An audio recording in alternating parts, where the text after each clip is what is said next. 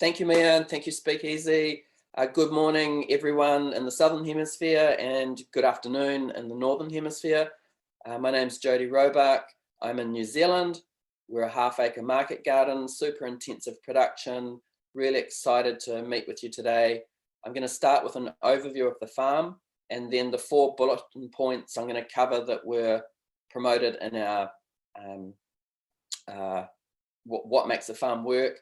We're going to go for half an hour, then we're going to open up for an hour of Q&A. So I'm really excited about that. If we need to, I can bring up some images to support the questions. I've worked pretty long hours on getting this presentation together. We've got stills and video. Can't wait to share a bunch of stuff with you that's made us both sustainable and profitable. So the title is Growing a Sustainable Farm, How to Nourish Your Land, Profits and Community. And this is the starting point of the land we purchased, the west coast of New Zealand, Taranaki. That's a huge volcanic mountain in the background there. And our property is 7 acres. And in the valley, we have no topsoil. In 1975, they removed the topsoil. We also have a river boundary, but I just want to remind you, we started on a compact subsoil. It was mountain ash, no organic matter, nothing on the farm, not a tree, not a fence, no topsoil, just nothing. But we had great aspect, and you'll see that in some upcoming slides. This is a house we relocated. At this point, I was working off farm to bring income in, and my wife was teaching art at a girls' school, and my 2 girls at this stage were just born. Rata was literally just born, and Isabella was 2.5. So we had no time, no money, but we had a bit of experience. So I'm just going to start moving forward on some images now. This was 2004. We cut hay and wrapped that, and that was our future fertility. That we've always made our own materials. We're going to describe this in detail. This was our future fertility, which we then composted in years to come. We also brought this property to grow heritage vegetable seed, and we did a lot of cover cropping on the off season, and during the growing season we were growing old-fashioned vegetable varieties right through to seed. Doing the selection process on this also. I was pretty good at it, but I was no good at marketing it. I never actually sold anything we grew. So you could call it a hobby. I'm just going to see how to move forward. I just can't see my cursor to jump forward there now. Hey. Can you push play on the slideshow at the top of it? Push escape. No, push play at the top. Okay. And there now we go. try. Awesome. There we go. Thank you very much.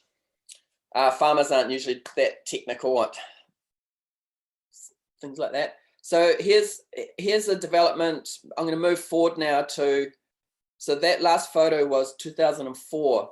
I'm going to move forward now to 2016, and we had Curtis Stone, the urban farmer, and Jean Martin Fortier, the market gardener, tour New Zealand, and we hosted them. And at that point, they both said, would you like to come and study with us and set up the market garden? And Curtis said, I'll return to New Zealand in 12 months' time, and we'll run a market garden event. So we thought, yep, let's do this. We want to transition. It was tough making no money and farming after hours, if you want to call it. So this is the beginning process where we had tarped out the grass, killed it just by putting plastic down over top. And then that little tool on there is called a tilther. You're probably familiar with it. It's a battery-powered baby plow. And so after the tarps came off, we broke up the organic matter that was left, retarped, and then once that had all broken down, we did our bed formation creating permanent beds, and Jean-Martin talks about this a lot. This photo is 2 weeks later, the same area, and we're using small hand tools. So we've aerated the soil with a fork, tilted the top, composted, and begun transplanting and direct seeding, and straight away we're up into production. I'll just keep moving forward. So the foundation of our work is from the French intensive market garden era, 1650 to 1850, and they did some of the most intensive production. They did very intensive planting, season extension, and they also did intercropping. And they were two employees or 2 workers to the half acre, which is what we are currently today. So here's brand new bed formations. You can see on the right, that has had the first rip with the fork, and the beds on the left that the ladies are working on, they've finished the bed preparation, and then they're applying compost and amendments on top, and just mixing it in at the surface with the tilther, and then raking and forming. So I also studied with John Jevons, and he's very similar to the French intensive market gardens, where it's about covering your soil, intensive planting, deep living soil, and that's been the foundation of our work. So the goal, public enemy number 1, is bare soil. Our goal is to cover our soil year round at all times. A little bit about our climate. We are 5 kilometers from the ocean. We're in the roaring 40s, so we're in just about the windiest part of the world, and the mountain behind us brings all the rain. So we have 2.3 meters of rain spread over 10 months of the year.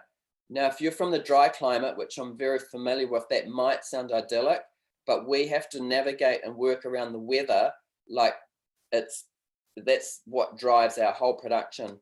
So here's direct seeded carrots, direct seeded purple onions, transplanted chilies, and you can see the cover there over the chilies, that's insect net.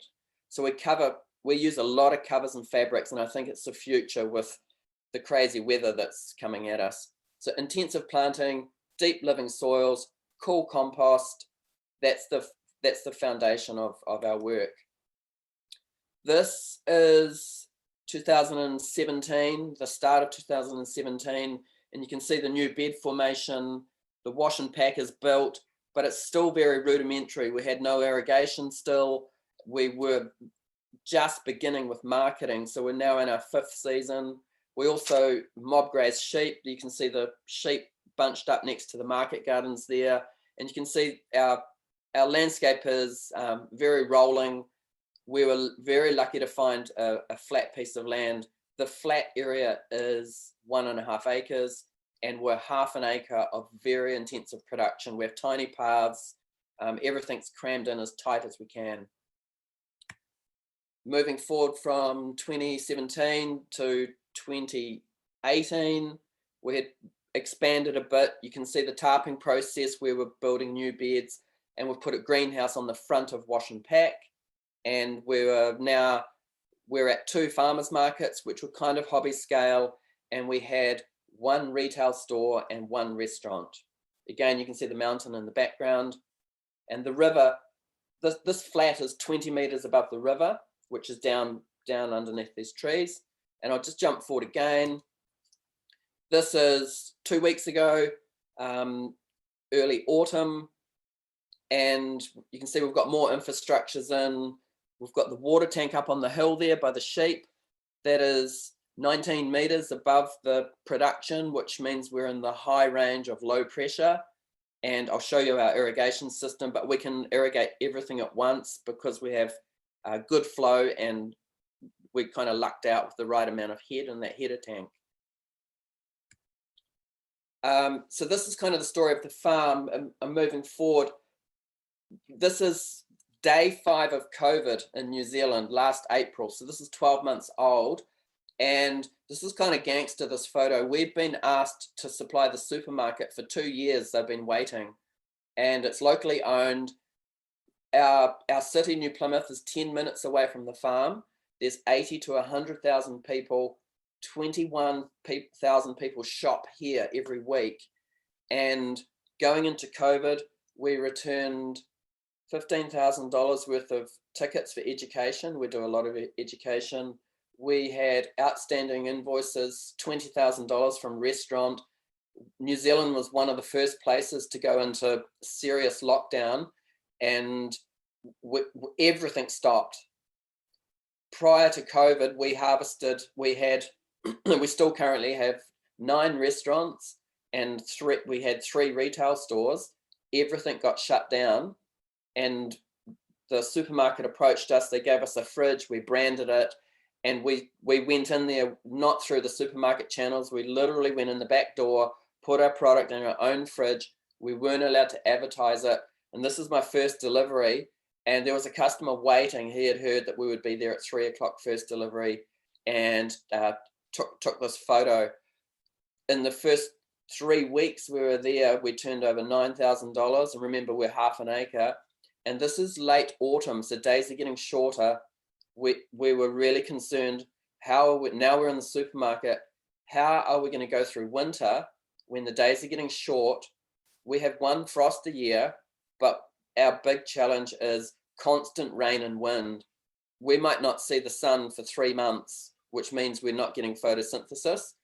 And this was the best thing that happened to us. It really made us simplify our farm processes, and we acknowledged to ourselves, we work 6 days a week, 7 in summer, 7 a.m. till 5 p.m, Sundays off. We realized every day we have to harvest and we have to plant, and that's our new motto. So 312 days a year, regardless of the weather, we are harvesting, and as soon as that's done, we're replanting. So we're doing fast crops, as Curtis Stone does, and we're going to explain them soon. And that was our get out of jail card. We went right through winter supplying the supermarket and our 9 restaurants when they opened, and our other 3 retail stores on half an acre. And our turnover for the last 12 months on the same area has been 170% every week. So we're doing 1.7 the volumes that we used to do on the same area, finishing at 5. And the reason is we're working on lean processes on the farm, but we're just locked down on fast crops, and I'm going to jump into what they are now. So that's a quick overview of the farm. Once we open up for Q&A, you're welcome to ask more questions. So what crops grow faster year round? And I appreciate some of you will have a hard, cold winter with snow. I've worked in those climates. I've worked on Elliot Coleman's farm, the godfather of market gardening, and we're using most of his tools. So let's start with the fastest crops. And we've really been influenced by Curtis Stone, the urban farmers model. I've worked on his farm, and he's mentored us. And the fastest crops are microgreens. And this is the propagation bench for us, where we fill this up with our homemade potting mix. We have a compost sifter, and our mix initially is half garden soil and half compost. And it goes through a very fine screen. It's 6 millimeter woven screen. And we are using 300 litres, or a third of a metric cube every week.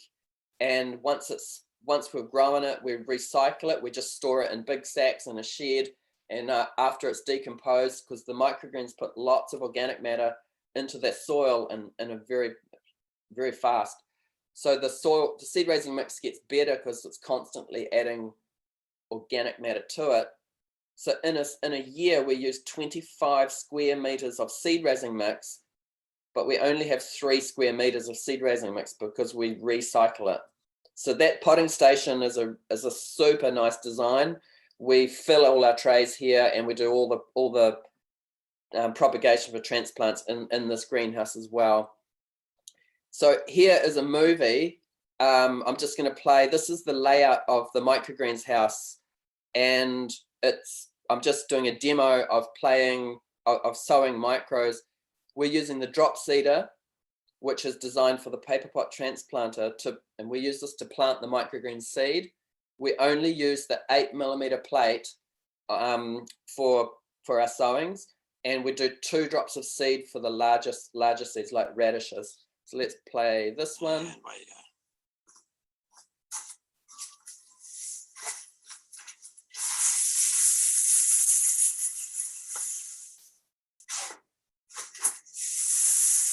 I'm not sure if you can hear me over top. We use the paper pot trays to grow our microgreens. You'll see why soon.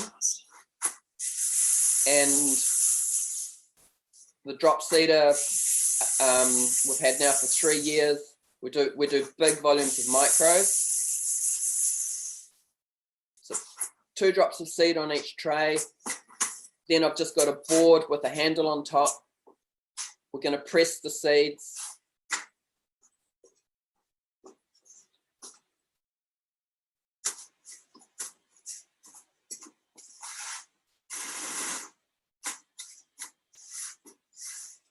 And then we're going to water them and stack them up with a heavy weight on top. So we've really worked hard in here in this greenhouse on minimizing footsteps. So I'm not carrying those trays. Everything's close by, like the water.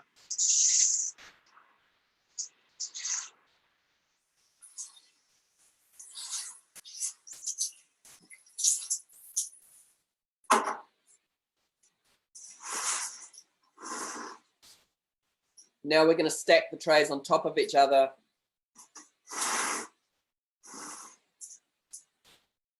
So they begin the process of forced germination. This makes them germinate fast and evenly.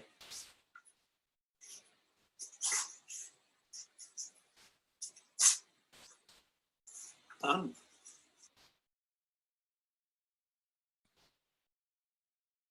So I'm not sure if you could hear me during that. I'll explain that process again. But what we've done in the greenhouse is we concreted the floor so that we could build a small, actually a large trolley. Here's my sketch for the design, so that we could stack the microgreens onto this trolley. I'll just jump forward. That's the trolley there. And we're going to write to the Guinness Book of Records because we think we are doing the biggest stacks of microgreens. That tall stack there has 26 trays seeded with an 18 kilogram weight on top. And so really quickly, the microgreens spend 1/3 of their life in this stack germinating, and the forced germination makes them germinate fast and evenly. Then when we unstack, we can wheel the trolley up and down, so there's no lifting or walking with single trays, and we slide all of the germinated trays to the bottom shelf. They spend the next 1/3 of their life on the bottom shelf, and then we move them to the top shelf. You can see those microgreens are ready for harvest. So 1/3 of their life they're seeded and forced germinating. That's thermal mass inside there. It doesn't matter if it's frost or a heat wave. It's the same temperature and moisture in there. 1/3 of their life they're stacked. 1/3 of their life they're on the bottom shelf. 1/3 of their life they're on the top shelf. So this trolley gave us 1/3 more growing area in the microgreens house. And the main thing is it eliminated all of the footsteps that we used to do, walking up and down, carrying a tray. So the greenhouse is 30 square meters. It's 3 by 10 roughly. And we can do 210 trays in here continuously. In summer, the microgreens, the radishes are 6 days to maturity. We call days to maturity DTM, and that's one of the biggest things that we focus on the farm, is tracking our days to maturity. In winter, they stretch out to 12, and part of our consistency is knowing exactly how long our fast crops are currently taking. Great learning in here because the crops are so fast, and with our employees and trainees, it's the first place we train them. Renska has now worked for us for 5 months. Twice a week she's sowing micros. So that's 8 5s. She's done like 50 sowings and harvests of microgreens in 5 months. She's still on her first tomato season. This has also taught us about business. There's the stacks, and there's the production on top, probably a day or 2 away from harvest. And our greenhouse runs east-west, and on the north side we've got fabric in the roof to just give us control. We've got great ventilation, and we run a fan in here 24/7. Harvesting the microgreens, we use the quick cut greens harvester, and we just made a little ramp. Jeremy Mueller he used to be Excelsior Farm, he's now Commonplace Farm. He came up with this trick, and we're using gravity to harvest the microgreens on this ramp with the greens harvester. Here's a picture of Sam, my employee, cutting the microgreens. It's 1 second to cut a tray. So you've seen the sewing of the trays, and this is the harvesting process. The biggest job with our microgreens production is filling the trays. Again, on the bottom shelf, you can see trays that have just been unstacked. So that's the microgreen production. We do that indoors. Our pea shoots we do outdoors, and we do exactly the same process. We do about the same volumes of pea shoots. So remember, if we did these inside in trays, we need a whole greenhouse filling trays, emptying trays, and so on.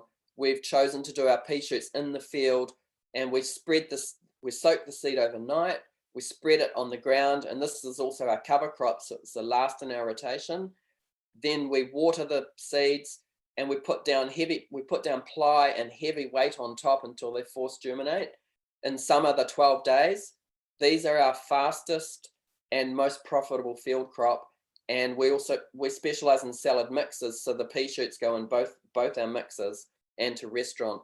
So we do about the equivalent of 200 paper pot trays of pea shoots continuously outdoors.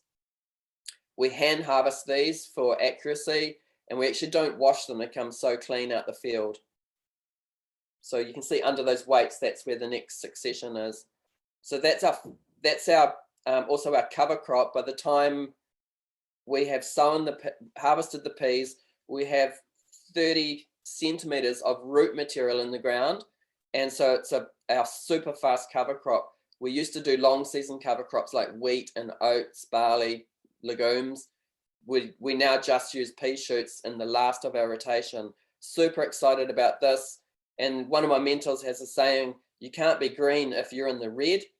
And we identify with that. The pea shoots for us is where sustainability meets profitability. So that's 12 days. They're $54 plus GST a kilogram. Every linear meter, we're sowing 1 kg of soaked seed, and we get 1.1 kgs of pea shoots off there. So in a 14-meter long bed, our beds are 75 centimeters wide. There's $500 to $700 of pea shoots in 12 days in summer, 23 days in winter, and we've got a crazy amount of root material in the ground. To terminate the crop, we just run a line trimmer or a weed eater over top, rake off the crop residue, run over the top with a tilther, and then tarp it. And in summer, that decomposes super quick. In 10 to 12 days, we can be back in at the start of our crop rotation. So pea shoots are a really good way, and microgreens, to start your farm income. And we'll talk more about how can we sell so many microgreens. We live in a conventional town. It's a dairy farming region, and we think if we can sell microgreens, anybody can. We'll come back to that. Here's the pea shoots at harvest, just before the tendrils curl over onto the neighboring pea. Beautiful, beautiful crop, tastes like peas. We also do lots of fast field greens. This is a red and green baby mustard, and we direct seed these with the 6-row seeder. We'll show you that. We cut this with the greens harvester, and this goes in one of our salad mixes as well. Currently, even in early autumn, they're still super fast. It's 17 to 20 days from direct seeding to harvest. We do get 2 cuts, but the first cut is the one with the heaviest yield. This is a really big income earner for us, and in winter we double up on it.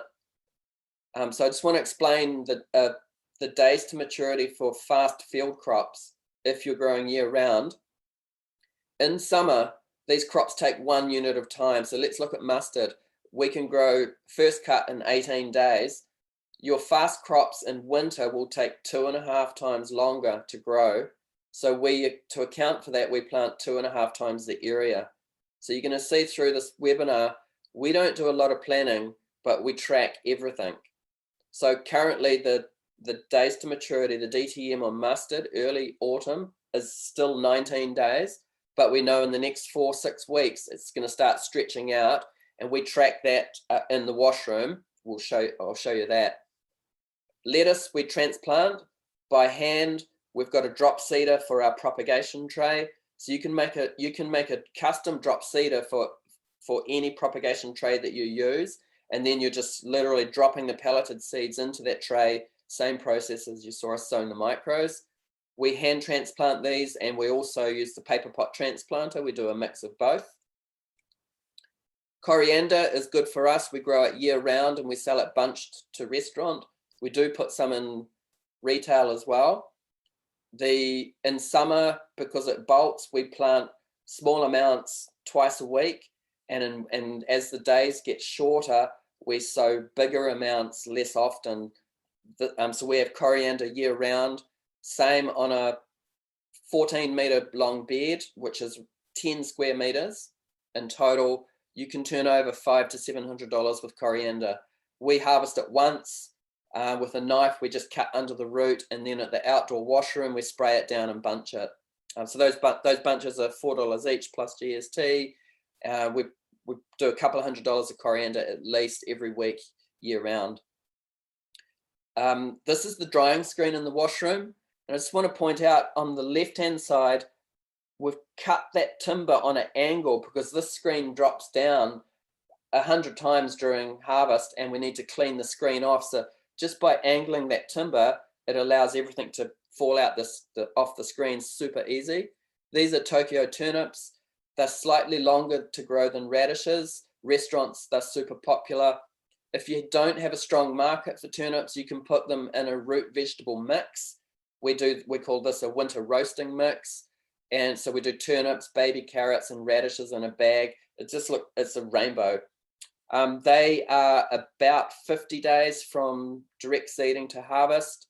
And we cut the tops off, just leaving 4 centimeters of green on there, or a 2-inch. And by taking the tops off, I'm really big on this one. We have 2 to 3 weeks to market this. They're still fresh and crisp. If you leave the greens on, the greens draw the moisture and nutrients and sugars out of all of your root crops. We used to bunch stuff in the field. All we bunch now is spring onions and coriander. We don't bunch anything. I don't think you're making money. Yes, a green top symbolizes freshness. We don't have to worry about that though. All we have to do is get our customers eating our product, and they taste the difference. That they don't do anything with the tops on there anyways. So there's Tokyo turnips. They've been harvested in the field. We cut the tops off, crop them out, spray them down with the blue gun, briefly water blast them with a power washer, grade them on the screen, and then bag them up. Same process for radishes. 3 weeks to sell these without the tops on. They go into restaurant and retail. They're faster than turnips. They're about 33 days in first pick, out to 46 days for the second pick. Sorry, the final pick. Roughly day 47, they go pithy or woody, and you've got no marketable crop. So on a 10 square meter bed or 14 meters long, at day 33, the radishes are worth $450. At day 46, they're worth $1,000. It's the same work when they're bigger, same amount of work to harvest and process, and there's more money. Obviously, your market streams determine when you crop out and how fast your sales go with that. Very good income earner, radishes. Here they are bunched. When your tops aren't that fancy, you can bunch them, then cut them off. They still present beautiful. This is how we used to present at market. Carrots are a really big one for us. They take 90 days for us. We can't quite grow them year round, and we get a good price for them. We crop them out. We don't do a first or second pick. We just crop the whole bed out when they're ready. spray them down with the TerraTech blue gun, then quickly water blast them before grading them on the screen. And we've stretched out how big can a baby carrot be. For restaurant, we call them giant baby carrots. We match the food aggregators, here it's called Bid Food, for their conventional food supply. We match price point for every crop they supply: salad, root veg, tomatoes, cucumbers, everything. Purplet onions, direct seeded with the Jang seeder. X24 is the roller, beautiful crop. They need long hot days to bulb up. They're one of the most, I think, the prettiest vegetable that we grow. They're super sweet meal makers, and you can also use the top as a spring onion. So we've only got a window of in the summer where we can grow these. They're very popular. Spring onions, the same. We're putting them into retail now too. They grow like a weed for us.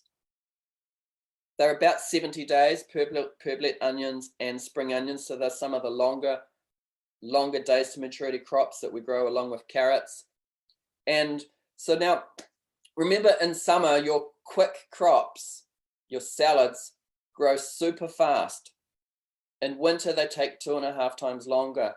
So in summer, based on your sales or your market streams, because your fast crops grow so fast, you don't need the area to do the same volumes. People say salad's a summer thing. Well, it's actually a cool season. And especially at the supermarket, our sales double in winter. And I wonder if this is a scarcity thing. So in summer, we do the same volumes of salad, but in a tiny area because they're so fast. So that means we have all this extra room to grow longer season, lower value vegetables. We do cucumbers, cherry tomatoes, big red tomatoes in the greenhouses with the salad's happier outdoors. And we've standardized everything on the farm. This trolley, our crates, is made to spec for these crates. Our cucumbers, we've just cropped out in the weekend. They were in for 3.5 months. 1st of November, December, January, February, March. Sorry, 5.5 months. Every second day we're picking, and we use the low and lean system for them. I'll see if I've got a photo for that. I'll come back to how we train them. Cherry tomatoes, super popular, restaurant and retail.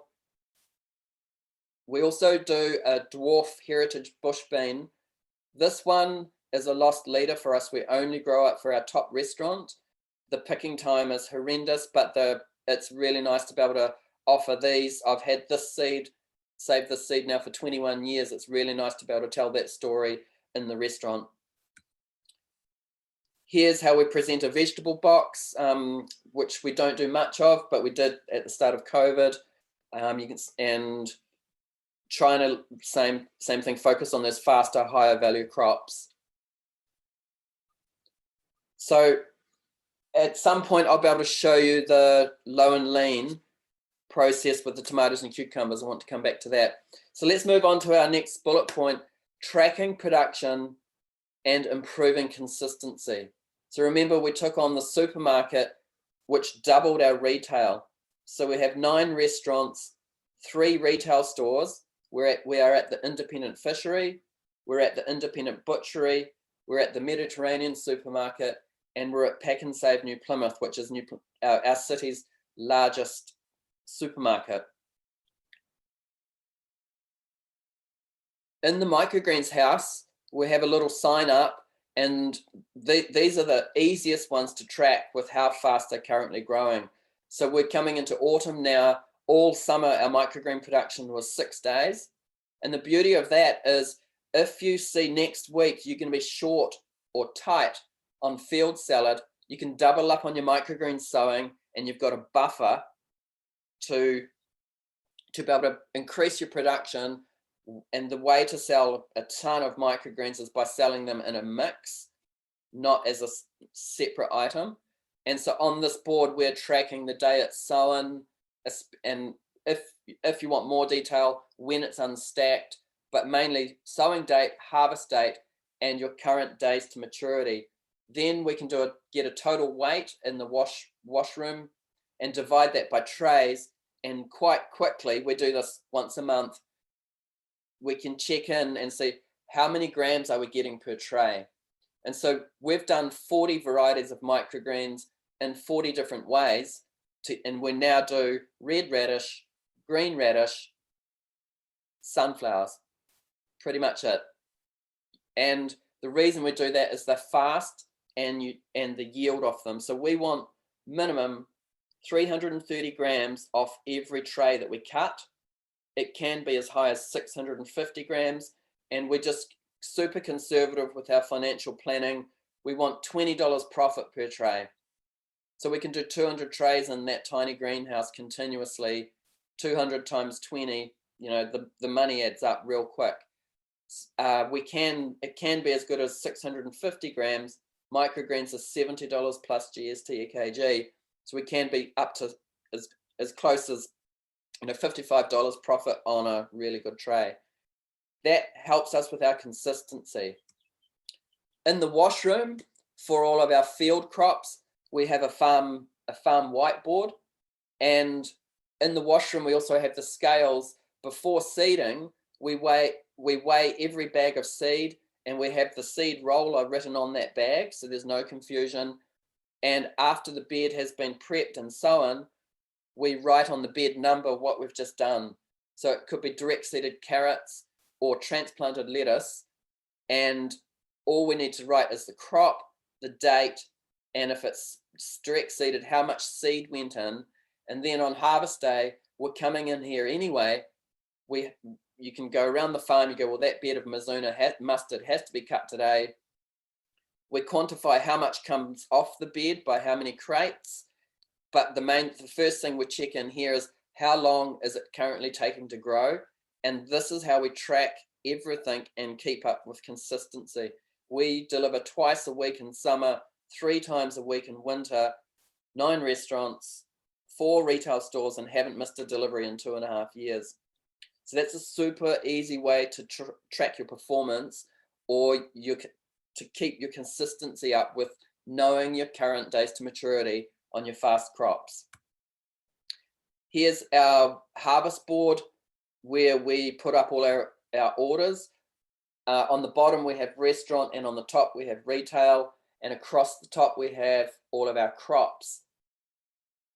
Once a crop is bagged up, we do 0.5 kg bags for restaurant. A line goes through it. That means that job is done, and we move across the board following the crops at the top. So you can see we start with pea shoots, then radish microgreens. Once they've done wholesale for restaurant, we mix them together and they become rainbow mix. Then we move across, we've got lettuce, and then we've got mustard. They're both single items for restaurant. And if we mix everything together, pea shoots, radish micros, lettuce, mustard, and mizuna, that's our award-winning salad called leaves and shoots. So the process in the wash and pack is starting with the single items, get your orders out for them, and then mix the remainder. And what nobody knows, your customers don't know, that it's always got the same ingredients, but we have flexibility or options by the volumes of each crop that's in there based on what the field gives you. This is a really simple planning tool. And also notice the green painter's tape up there. We use tape on everything to track our days to maturity, especially our microgreen trays and all of our crops that go into the chiller. On the bottom of this harvest board, you can get this from the restaurant industry. I watch them with their restaurant orders. We print our labels out and they just sit up in the slot, these little marbles in the top. And so I push forward from the right to the left, the current orders coming ready for my crew that are working right next to me in the wash and pack. Wash and pack is my second home. It's 40% of our work, probably plus, because we specialize in fast salads. Everything is standardized on the farm. We have the most wheels in the world per half acre, and we've doubled up on all our tools this season: trolleys, tilthers, greens harvesters. Here's the low and lean process with the tomatoes and cucumbers. Up the top is a little wire hook, and we just turn turn the tomatoes and cucumbers around the string as they grow up. And then we under prune the fruit, chop the leaves off. And once the plant hits the top, we climb up, we let more string down. And the cucumbers are a great example of this. It's called low and lean. Last season, we dropped the cucumbers 14 times, harvest every second day for 5.5 months, or probably 4 months of production after transplant. And at the end of the season, we asked ourselves, how long did the cucumbers grow? We unraveled the string, and they were, for those of you who are imperial, 33 feet long, or 10 meters. Super efficient way to run your tall crops by being able to drop them down low and lean. We wish we knew this years ago. It's these beds are 14 meters long. We can drop 3 beds of cucumbers in 40 minutes. It's not a lot of work for a huge amount of production. So how do we gross 250,000 from half an acre? Here's a simple planning tool that I actually learned this one from Curtis Stone. But your farm income potential is your number of beds. Obviously, there'll be different lengths. Yours might be 100 foot, mine are 50 foot. Your number of beds times how many times a year can you, times your crop income. And this is just a conservative low average. We've just lifted our average from $300 to $400. That's on a 50-foot bed, 14 meters long. If you're 100 foot, you just double the income. So your number of beds times your average income times how many times you can plant that bed per year gives you your farm potential. So this example here, 100 beds, $400 harvest average. You know, some crops are way higher. Times 4 crops a year is $160,000 turnover. If we focus on faster, higher value crops, we could change that equation. I've got my best friend, best tool on the farm here. Let's look at the different equation here. 100 beds times 6 crops a year. So we're dropping some long season stuff. And because the faster crops are more valuable, let's just be conservative, push it up to 450. Let's say 475. 100 beds times 6 crops a year times 475 is 285,000. You just doubled your turnover on the same area. How are you going to sell those fast crops? We're really strong on restaurant and retail, but also with the salads especially, we don't sell single items. We put it in the mix. We'll come back to that. So let's apply this principle to a farm design. This is an empty field. It's flat. On the bottom right-hand corner is the house, and we've designed this one recently. In total, it's 0.7 of a hectare. The wash and pack is right next to the house. The 360 square meter or 30 meter times 12 meter greenhouse runs east-west. Great access in front of the wash and pack into the greenhouse. The beds all run north-south because we have crazy wet climate here. We need sun on them. And their growing beds are 27 meters long. That really utilizes maximizes the shade net length that we use here. And their field blocks, they have 25 beds in each block. And so on 0.7 of a hectare, 150 beds outdoors, their beds are double the size of mine, $800 a harvest, 150 beds times $800 times 4 crops. That's $480,000 outdoors before you add in the microgreens or the greenhouse production. And so this is a farm 10 minutes from a population of 130,000 people. They have a milking shed. So we suggested they set a car park up in front of the house. They build a shop. they direct market raw milk, which is legal here if you sell it on farm. That's going to bring just thousands of people to the farm to purchase the milk, and they can buy beef, honey, and vegetables. So not only did we design the market stream, we gave them the potential, the layout, the design. This is a one-day process. Everything's standardized on the farm and everything's on wheels. This is a little mobile workstation in the washroom. We just put wheels on the bottom of one of our crates, and you can make different heights. Everything moves on wheels. We don't lift nothing in the washroom, and we can scale up or scale down by reconfiguring, ready for a huge harvest or a salad harvest, or putting together restaurant orders. We can change out what we're doing in the washroom super easy. Let's move on to bed prep. This is a fork we've designed. This is our standard bed prep. I'm not sure if you can hear me with the film on, but a low angle, very little leverage. All we're doing is aerating the soil. There's no lifting of the tool. We go down one side of the bed and back up the other. A 14-meter bed is less than 10 minutes to prep with the fork. Remember, we have crazy rainfall. You can see on the left there, shade net, 70% shade. We have direct seeded crops underneath there.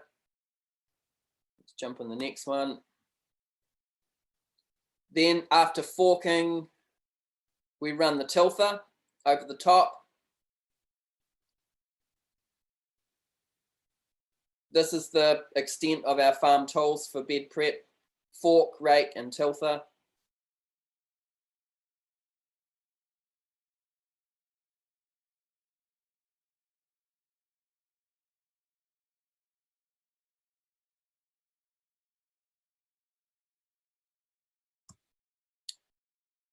And then we're ready for seeding. With our baby quick cut leaf, like baby mustard, rocket, arugula, baby kale, we drill it or direct seed with the 6-row seeder. And so going down one side, back up the other, that gives us 12 rows, super intensive. The 6-row seeder is one of our favorite seeders, but you've got to be on it with your bed prep. You need to be able to break up the crop residual with the tilther. The bed can't be too wet or too dry. If you're cautious about how the seeder will run, after bed prep, we run the seeder down without any seed in it. We call it a dry run, just to check how it's running. Then we load up the seed. We've already weighed it, and off we go and plant the bed. This thing's insane. It's 21 seconds to sow 12 rows on a 14-meter bed. Here's an example going down one side.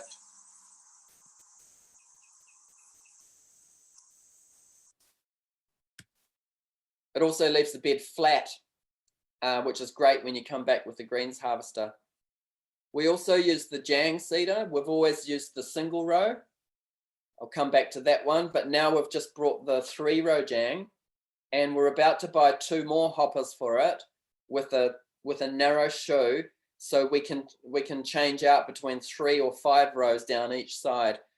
This is really affordable. We're really excited about the 3-row jang. It's half the price of the 5-row. You buy 2 more boxes and you've got a 5-row as well. Let's just show you seeding with the jang, which we're typically using for carrots, coriander, turnips, radish, basically all the root and bunch crops. And then the 6-row seeder we're using for baby salad. So yeah, we're half an acre and we've got a bunch of seeders. It just makes a huge difference. Whoops, sorry.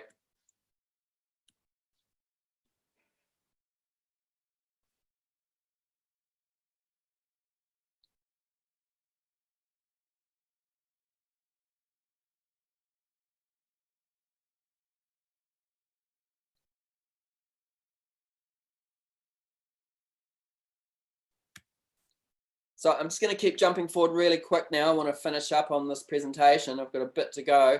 Quick cut greens harvester. We took the bracket off the front so the drill is freestyle, and we cut with our right hand on the drill. We find it way more ergonomic. Here's baby mustard at 18 days old.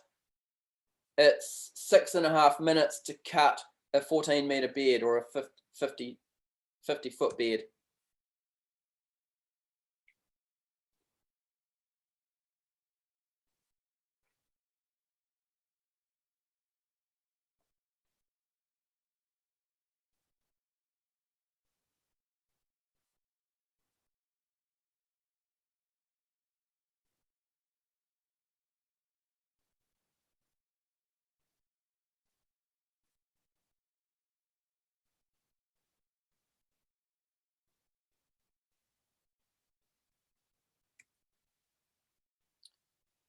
So greens harvester is an essential tool for field salad and the microgreens.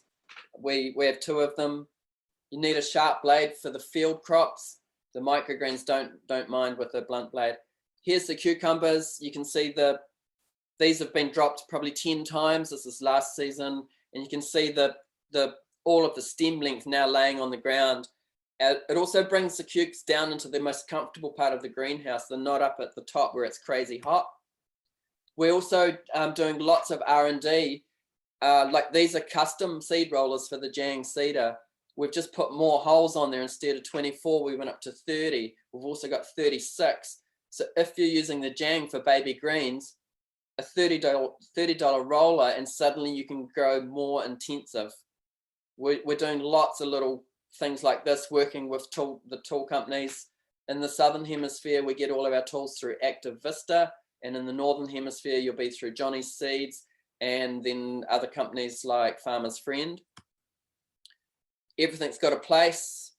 Hand tools, wire hose, designed by Elliot Coleman, leaf rakes, forks, tools. All our Jang rollers are labeled and in one place. There's our single row Jang. Greenhouse growing is all about ventilation, which is your design. We have huge front doors, massive roll-up sides, and a fan that runs 24/7 in here. It's the winter salad that makes the money in here. The finances and the fast root veg, the finances make the summer stuff look, I think, silly. I know some growers, cherry tomatoes are their most profitable crop. For us, it's the salad. So here's indoors in winter, transplanted lettuce, direct seeded mustard and mizuna. We also do a lot of intercropping.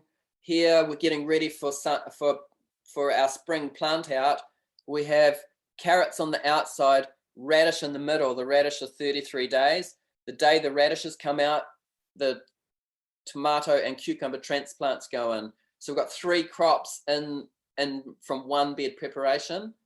Once the tomatoes start growing up, we crop out the carrots, and then before the tomatoes and cucumbers get dropped for the first time, we top dress, we re-fertilize, because once you start laying down all of those stems on the ground, it's very hard to fertilize your beds.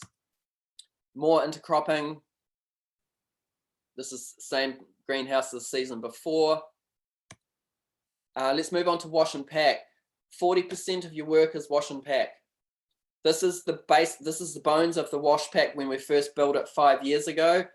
Hand wash, bubbler, spinner, drying screen, and then bagging and into the chiller. Everything is just a footstep away. And you can see in the bottom picture there's the layout of it too. Everybody attending today will get an email of this webinar, and there's the design of our wash and pack. There it is from above. These red and blue lines aren't a true representation of our day's work in there. We pretty much stand at the bubbler, the spinner, which is C, and this drying screen D during wash and pack. That's the salad washroom. And then the second stage is we set out for mixing, and then we're on to bagging.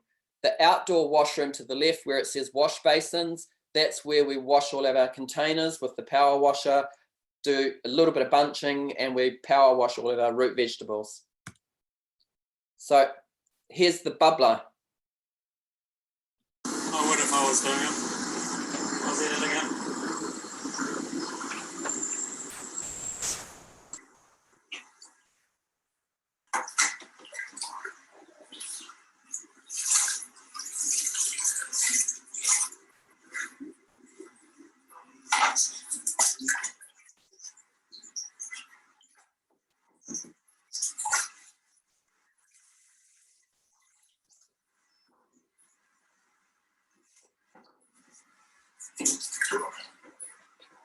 Oh, that's plenty.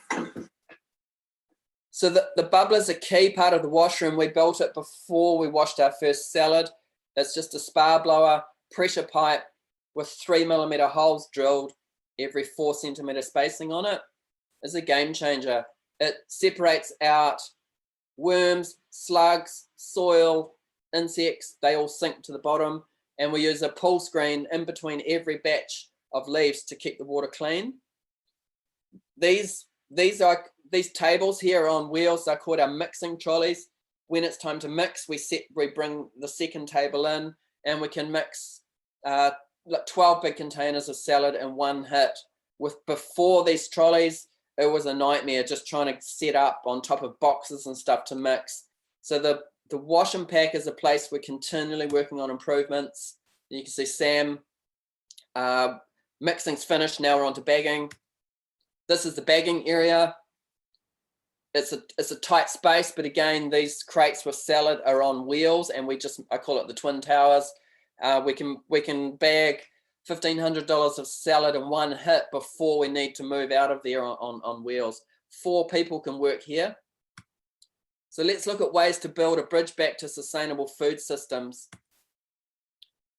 This might sound crazy, but all of our restaurants and retail stores, Speakeasy, everybody in our life approached us. We go where we're invited. We don't do any promotions. We don't do any paid advertising. There's something about this philosophy that's really worked for us. Every retail store and restaurant we work with have approached us. All the restaurants we approached on day one, they're not on our books. And remember, you can't be green if you're in the red. So sustainability, balance with profitability is our goal, and retail and restaurant are our game. To make this work, we work super hard with the relationships and all of these people that run these businesses. They're all local, family run by great people. We do stuff like Egmont Seafoods, independent fishery. They got 30 staff. They had their Christmas party out at our farm. Karaoke machine, big rip-roaring party. We put on a bunch of lamb for them. We try to bring as much value as we can to all of the people that we work with. Here's a carrots going to restaurant. We do about 40 kilograms of carrots to a social kitchen a week, and we also do a ton of baby mustard to them. And on our menu, they called it Roebuck carrots and Roebuck greens, which is the best thing that could have happened, because now we brand it like that through our retail as well. Those carrots are good for 3 weeks stored like that. This is a new block that we're sowing, and let's look. Looking at sustainability. This is of all of the social media posts we've done in recent years. This was the craziest one. It went nuts. 600 people liked this because it's a cover crop. It doesn't matter if it's me on the 6-row seed or anything. This is compact soil. We've just tilted the surface, killed out the grass with the tarping process. Then we broadcast mixed grains and peas. We ran over top with the tilther first. You can see the lines where the tilth has been. Then we loaded up the 3-row seeder with daikon. The list is on our social media post, and seeded over the top with the 3-row seeder, then back over top with the 6-row seeder. And here we had red clover and what's the deep taproot. Yeah, there's a bunch of about 12 things in this mix, and it doesn't really matter what you use. It's all cold season stuff. Then we use the Sumi soaker. Here's our irrigation. It's Japanese. It's called Sumi soaker, like Sumi wrestler. And it has tiny lasered holes. It's 9 to 11 millimeters per hour, and it spreads 5 meters each way. It's fast, light, and even. Super portable. The only irrigation we use on the farm now. After watering, with everything we direct seed, we cover with 70% shade net. It keeps the birds off, stops the sun drying out your baby seed germinating, stops the heavy rain punishing your soil and taking it off the farm. And then this is early autumn. That's 1,300 square meters. We put 13 kilogram of mixed seed in there. There's the germination 10 days later. When the shade nets came off, this is yesterday morning, not one bird has shown interest in attacking those baby seedlings. So the shade nets are a game changer. I learned them off John Jevons in California. We think of them as mobile mulch. We also use insect nets, and these cloches are available from Redpath. There's a little wire over the top that clicks in and holds the insect net on. Great for insect pressure, great for big cold winds or dry winds, and also heavy rain. So again, this is our crop insurance. Everything direct seeded had the shade net on first. As soon as the shade net comes off, insect nets go on. In winter, we have 1/3 of the farm under insect net, all our salad. Intercropping. There's no rules here, as long as one crop doesn't squash another. We've been trying heaps of stuff. This is direct seeded spring onions or purplet onions with transplanted bush beans. The bush beans replaced the coriander. So first we sowed spring onion, coriander, cori comes out, it's faster, in go the beans. Before the beans cover the ground, out come the red onions. So 3 crops in one hit. I want to see someone write a book about intercropping. Currently, I don't know that there is one. Here's another example of intercropping, spring onions and parsley. The good news is there's no rules here. Just make it up, do some trials, have fun. This is really where the single row jam comes in handy. And I'm on my last 2 slides now. I'm going to open up for questions. One of my mentors, Jean-Martin Fortier, at the new farm in Quebec, when I've worked there twice. I love this. The agronomist said on day 1, JM, you won't be able to grow food here. And here he is at the Jean Talon market. They turn over $20,000 a weekend at the 2-day market. And the farm is funded by Mr. Delmier, Mr. D. And the question JM had was, can we scale what we've done at La Grillinette? 1.5 acres, hand tools, walk behind tractor, $150,000 turnover? And the answer is yes. Sorry, agronomists. Here's the farm 4 years ago, 100-foot long beds, super nice production. It was a pleasure to work here. It's just a large version of JM's home farm. So that is my presentation. I'm going to jump out of that. And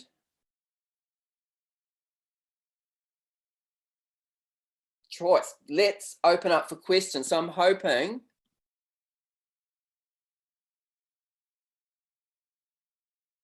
do we need to turn on sound for everybody? People should be able to unmute as they ask their question. So if you can enter the gallery view so that people, so that you can see everyone. And then if you'd like to ask a question, if you can turn your camera on and raise your hand. I'll start with a couple of the questions that we got in the chat.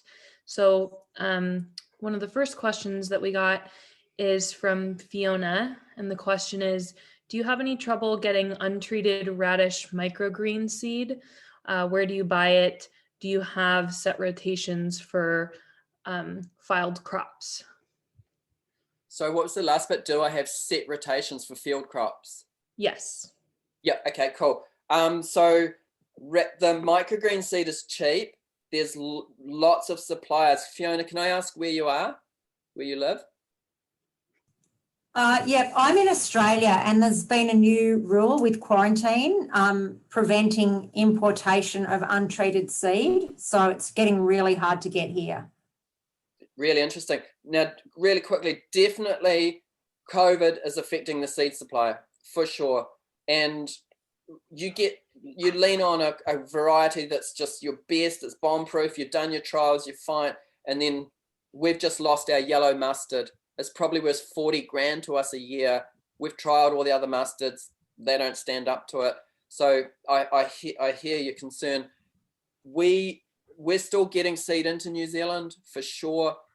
The microseed's definitely not treated and it's cheap. I would look at South Pacific seeds. I think they supply in Australia too. We are using their red radish, which is called Sangria. Yeah. And we've switched over to South Pacific. They're great with R&D. We do trials for them. And their green radish, it's actually a daikon. It's called bobbin. They're beautiful. Thank you. We use their sunflower micro as well. And we use their red. This one is treated for field. We use their red mustard, which is called Inca. And it's insane. That's performance. So yeah, the seed trade's definitely being affected by COVID. I'm really sorry to hear that you can't get untreated seed in. I hope that changes. I would look around. You also have the Australian Market Gardening Success page on Facebook. You could ask questions there. There's a lot of growers there. They're very generous. They'll share, their seed supplies. And then I think your question about crop rotation.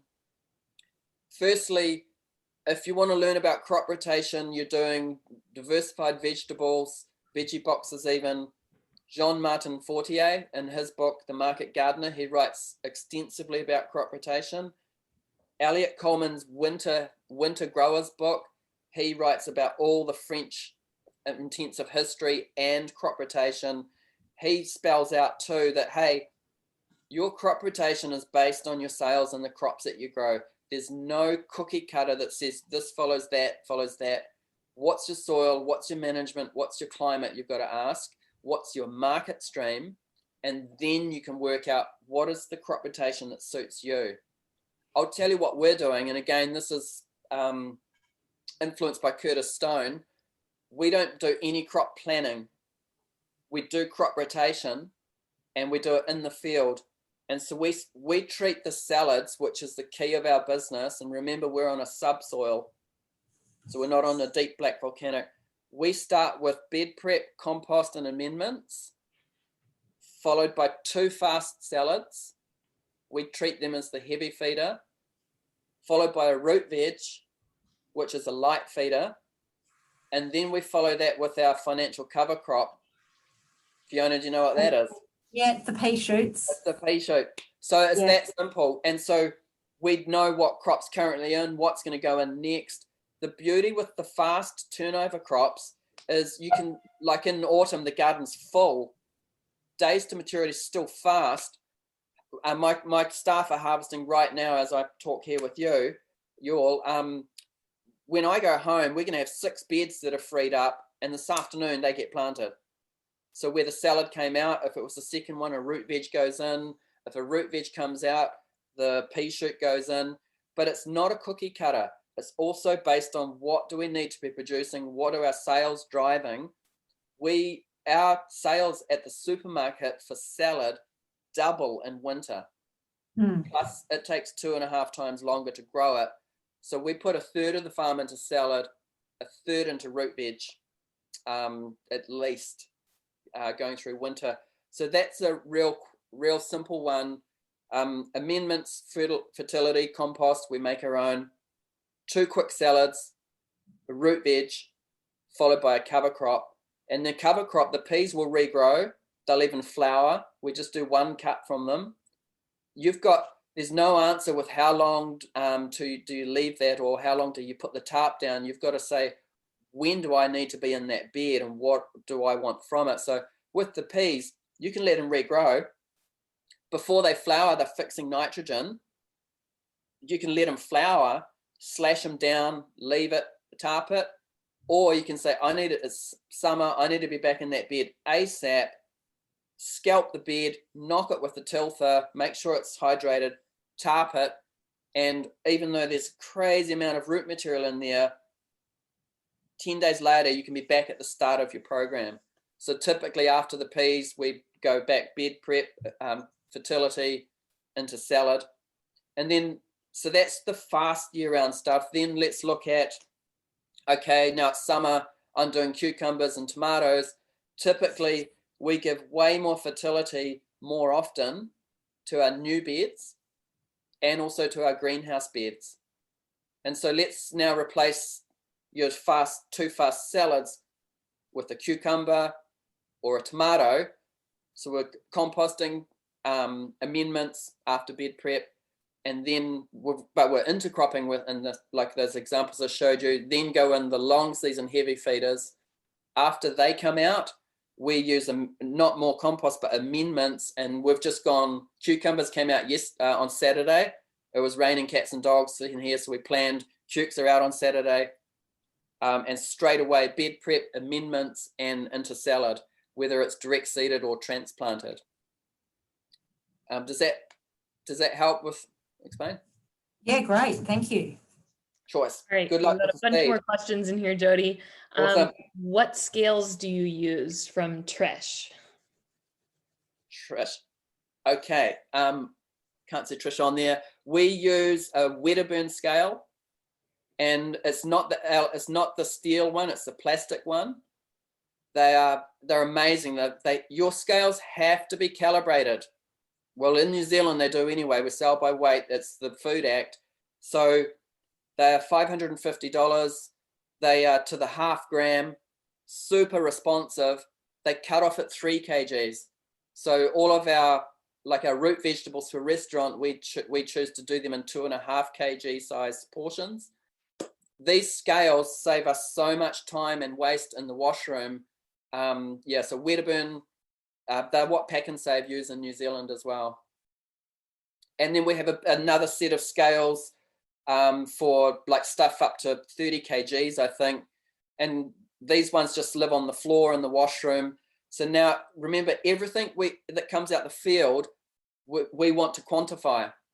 So if we crop out a bed of carrots, we've got our standard grade crates, and we get 5 crates at 20 kilograms. We know we've got 100 kg of carrots. They just quickly go on the scale. We tally that up. You just get to know what a good bed looks like. Then after grading, we go, well, what percentage of carrot graded out as a #1 restaurant? Because if it's 50%, that math is easy. So let's go. I'll just get my friend here. We travel together. So 100 kilograms of carrots, retail $10. So let's say half of the carrots are grade 2, so they go into retail. So you got $500 of second grade carrots, but you've got to ask your chefs their current prices they're paying. So in New Zealand, our chefs pay up to $20, including GST, for a kg of root vegetables. That's carrots, turnips, radish. So when they asked us for 40 kg a week, I said, well, what do you pay for them? They said $17.55 plus GST. I said, I'm going home to plant them now. And it's a great feeling knowing they're pre-sold before we even grow them. And so we match Bidfood's price, $17.55 plus GST. So as everything comes into the washroom, we need to know, did we hit our financial benchmark off that bed? We've set it at $400 now. We lifted it from $300. It doesn't matter if you do $880. You're on track to hit your financials for the year, as long as you're not going below that average harvest per crop off each bed. It's a super simple calculation. So those big scales just live on the ground, and they help us quantify from what's coming out the field. We don't write down we did 95 kgs and it was worth $870 or whatever. We just need to know we're above our average benchmark, and we just keep rocking. We just get back out there and plant the next thing in that bed. Great. Next question. How do you control the edges of the garden beds, preventing grass from growing into the beds? And this is from Allison. Hi, Alison. Good question. Because we've got crazy growth here because of our rainfall with the grass, and we're also irrigating, so the grass grows pretty quick. So if I crop out an area, say I pull a bed of carrots, a bed of salad, before I do the bed prep, I usually clean the edges. I use a torpedo push hoe on the internal paths. Our paths are only 30 centimeters, and that works backwards. And then we have to wait for fine weather here to do a lot of things like surface cultivation, even mowing the lawns. So first I usually run around with the lawn mower, and then I just get a weed eater or a line trimmer, if you know what that is. And then I just, after mowing and the bed's empty, I go around the edges with the line trimmer. It's pretty quick. And I just like burn out that edge back to the soil before starting with the next bed prep. We find grass is a really nice path here. We get the main paths have a lot of traffic and a lot of rainfall. Also, that grass goes into the compost pile. I hope I don't upset anyone here, but we don't use any wood chips on the farm on our internal paths because we're high quality, award-winning mixed salad. And the last thing we want, did you know, wood chips float in the bubbler? Best practice, you can't guarantee your clients aren't getting wood chips in their salad. So no wood chips apart from one main access path. The goal is the path to be shaded by just bounty. You know, the crops are super intensive. You can't even see those paths.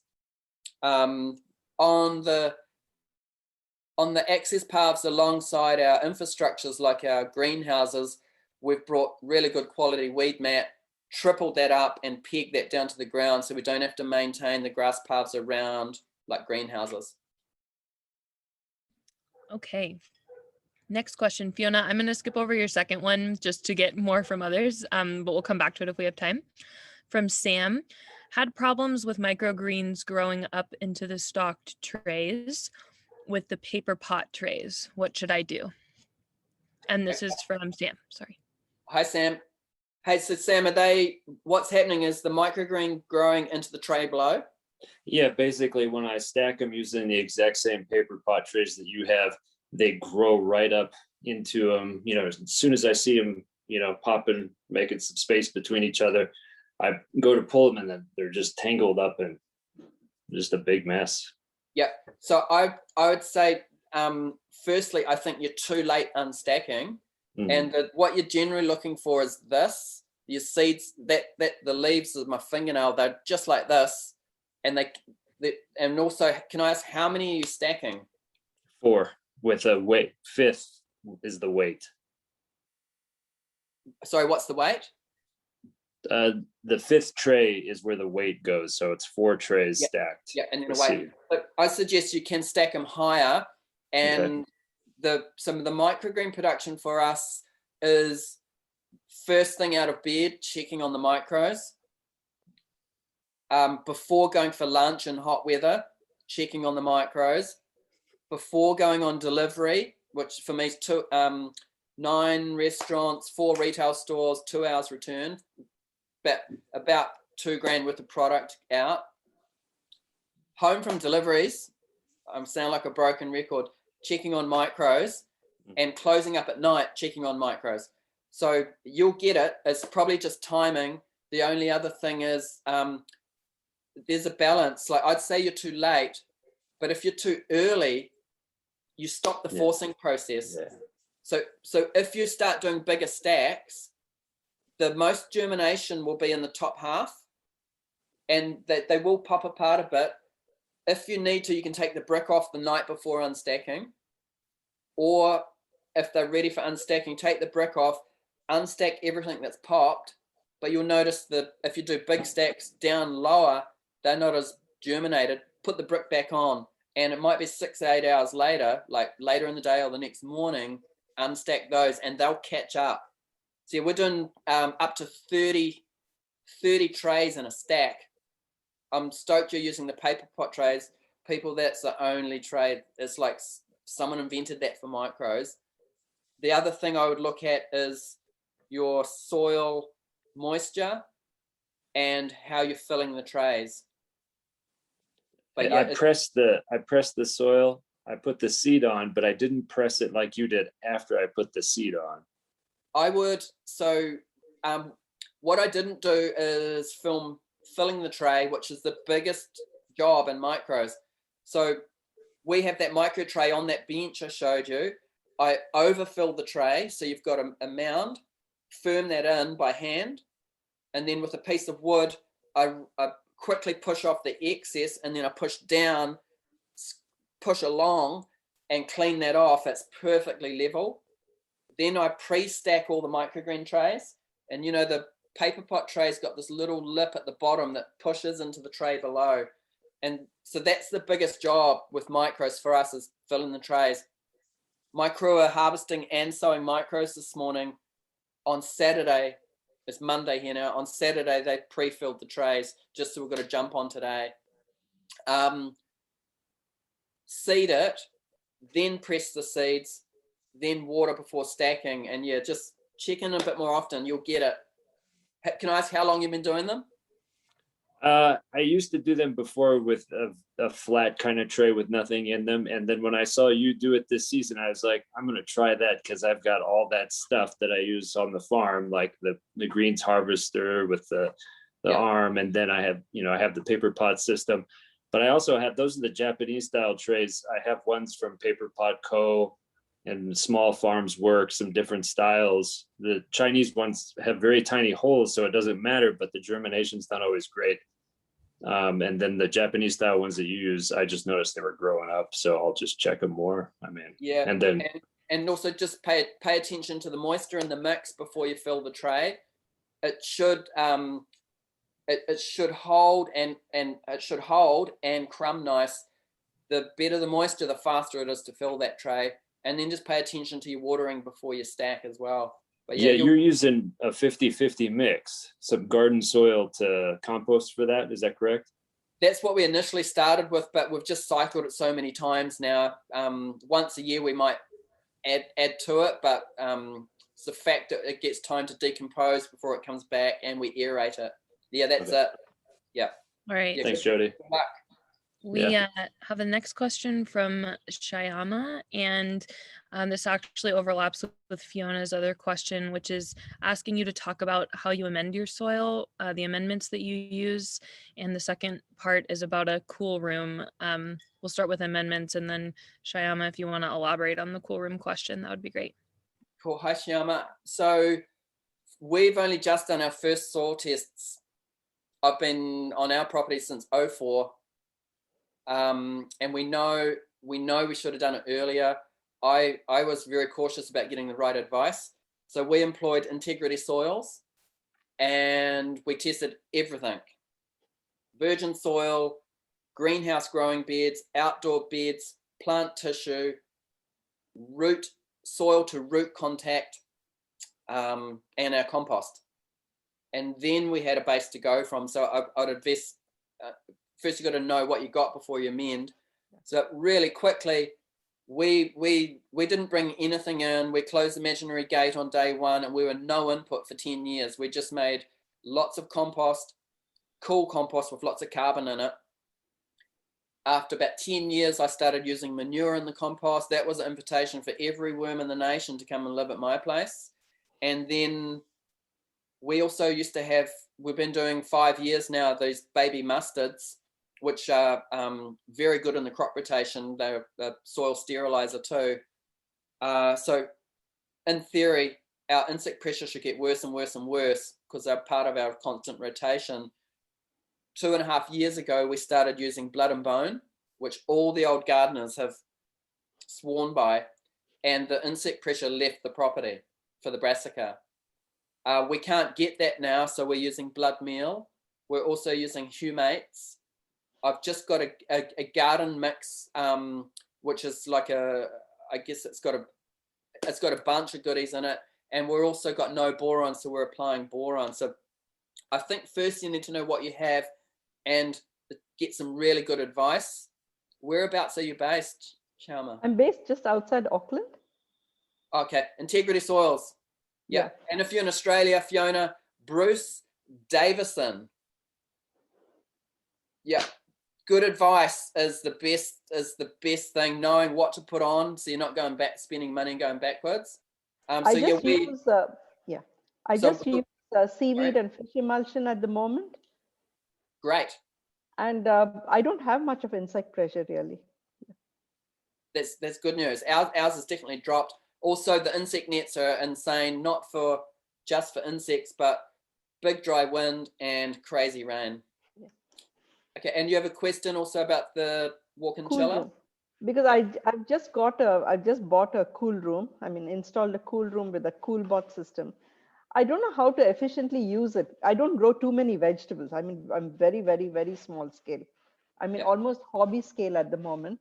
But we are thinking of, working a little more down towards the end of the year. But I was thinking how best to use the cool room. Like, I think I got it before I can use it optimally. So I want to know how you use it and which is the best way to make use of it. Can I ask approximately how big it is? Like 2 meters by 2 meters? 2 by 4 into 2 by 4. Okay, it's a similar size to ours. So a couple of things about walk-in chillers. Jean Martin says you should, if it's full, you should never stack everything side to side. You should leave a airspace between everything. Our chiller is designed based on the size of our crates. So we're 4 rows wide, they're on wheels, and 4 high on both sides. Everything wheels in and wheels out, concrete floor. Our chiller's the same size as yours. It's not big. And everybody comes to the farm and says, oh, you're going to need a bigger chiller.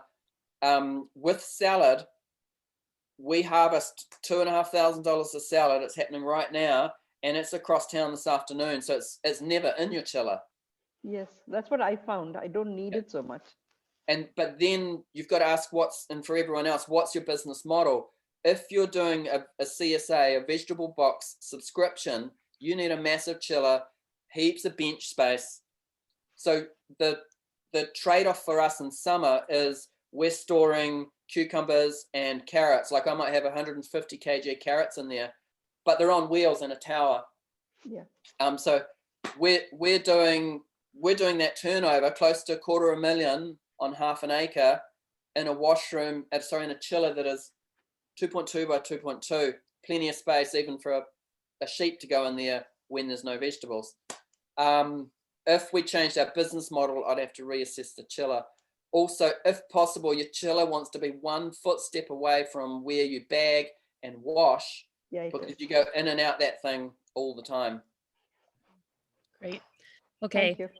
Kelly or Jodi, we have about 10 more questions in, and I know we're at time. If anybody needs to leave, please feel free to. And then Jodi, are you comfortable staying on for the remainder of the questions that we have, or for a little longer? Absolutely, I appreciate. I did a big intro. All right. So then, Kelly, what crops do you plant with the Jang Cedar 1, and what roller and spacing do you use for those? Okay. So Mia, can you still hear me? Yes, I can. Can I ask a question? Are we able to send out our market garden notes to everybody on the course today? If we received it, then it was included in the pre-work email, but I'd have to double check to see. It was a while ago. I don't think I've forwarded it to you, but if that's possible, I'm happy to pass my market garden notes on. Of course, yeah, we'd be happy to send that in a follow-up. Okay, so is it Kelly that asked the question? Yes. Hi, Kelly. So we've got some notes that we can forward to you. Really quickly, the rollers, everybody's using them differently. If you read Jean-Martin Fortier, Curtis Stone, Ben Hartman, they all use a different roller for, let's say, baby kale. It's about your soils, your skills, how you want the crop to grow. But generally, we're using the Jang you can use for everything. That's what we started with. If you're, let's say, bigger than 1/3 of an acre, I'd recommend looking at the 3-row Jang and buying 2 more hoppers with narrow shoes for that. Cheap entry point. You can do everything. High density greens, buy some rollers for your salad, which will be X24 and F24, but buy them as, instead of 24 holes, buy them as 30s and 36s, which means you can go off the charts with your density for your baby salad. So we drill or we plant 90 grams of baby mustard in 10 square meters. It's not a contest, but that's 5 times denser than JM. So we grow in the same yield on 1/5 of the area, using 1/5 of the fertility, 1/5 of the row covers, etc. So salads, X24, F24, coriander, LJ24. Then with the carrot, there's a cross on it, but there's actually 2 different size crosses. So if you're using, one's a small cross and one's a big cross. If you're using a skinny, narrow carrot seed, you want the small cross. If you're using a short, stubby, wide carrot seed, you want the large cross. Those 4 rollers you can do heaps with. Rollers are cheap as chips. We just keep buying more and more. And the weak link with the 3 or 5 row jang is you need a bunch of rollers. So if you're starting out, you can do everything you need to do with the 3 row jang and buy 2 more hoppers. At these hoppers, you need the skinny shoes on the bottom or the furrow, and you're in business. You can do everything you need for seasons until you get to a point where you say, well, we need to be able to drill more beds in less time. We've got the labor to do that. It's time to get another seeder. The 6-row seeder is insane. So, and also with just back to the rollers, I highly suggest weighing your seed for every bed for your whole farming career before and after you seed it, with your trials especially. But all it takes is reconfiguring something, not putting it back to how it's supposed to be, and you seed a bed and you've got half or double the seed and you don't know, and unless you weigh it. It's possible you don't even click the hopper in properly and you sow no seed, and if you don't weigh it, then you go, oh, my seed's not germinating. You ring the seed company and go, rah, rah, rah, my carrot's 0 germination, and actually you didn't plant one. So we'll pass those notes on, and it's constant checking in with the roller, the cogs if you change those, and also the height of the brush, especially with a crop like carrots. You change that brush a mil up or down and you'll influence your grams. So the scales and the seeder go together. We write the current weight of this on the seed bag. We write the current weight. So every time someone goes to the field with it, they know what it's currently weighing. And on that bag, we also write what roller we use. So if Sam comes to work on my farm and I say, can you please plant carrots? He gets a carrot bag. He knows the weight and he knows which roller to grab as well. All right. Kyle, I think we've kind of asked and answered the amendments question, but did you want to come on and ask a follow-up to that of any kind? No, that's okay. It's good. Okay. Thank you. Great. Okay. Kelly, we'll come back to you once we get a couple other folks' questions asked. Question from Johanna. Thanks for the presentation. Do you treat your microgreens with any fungicide? No, good question. We don't treat our microgreens with any fungicide. We have never washed or sterilized our paper pot trays in 4 years, and we don't put any kind of additive in the bubbler. But I'll make it really clear, we have great processes keeping everything clean. The design of the microgreens house, we can hose everything out. There's great ventilation, good management. So we're not cleaning any trays. We're not using any kind of fungicides or nothing. We're very lean in terms of outside inputs on the farm. We make our own compost, our own seed raising mix. Our biggest inputs are seed and amendments. And then also just the R&D, like we just brought the 3-row jang. I'm just buying a stainless steel bubbler. We treat the farm as a business. And I've got 6 uncles in business, and Uncle Ian said to me 15 years ago, Jodi, in business, you've got to spend money to make money. And so, you know, we've got 2 tilthers, 2 greens harvesters, 2 field trolleys. The one thing you don't have on the farm, JM popularized this, it's time.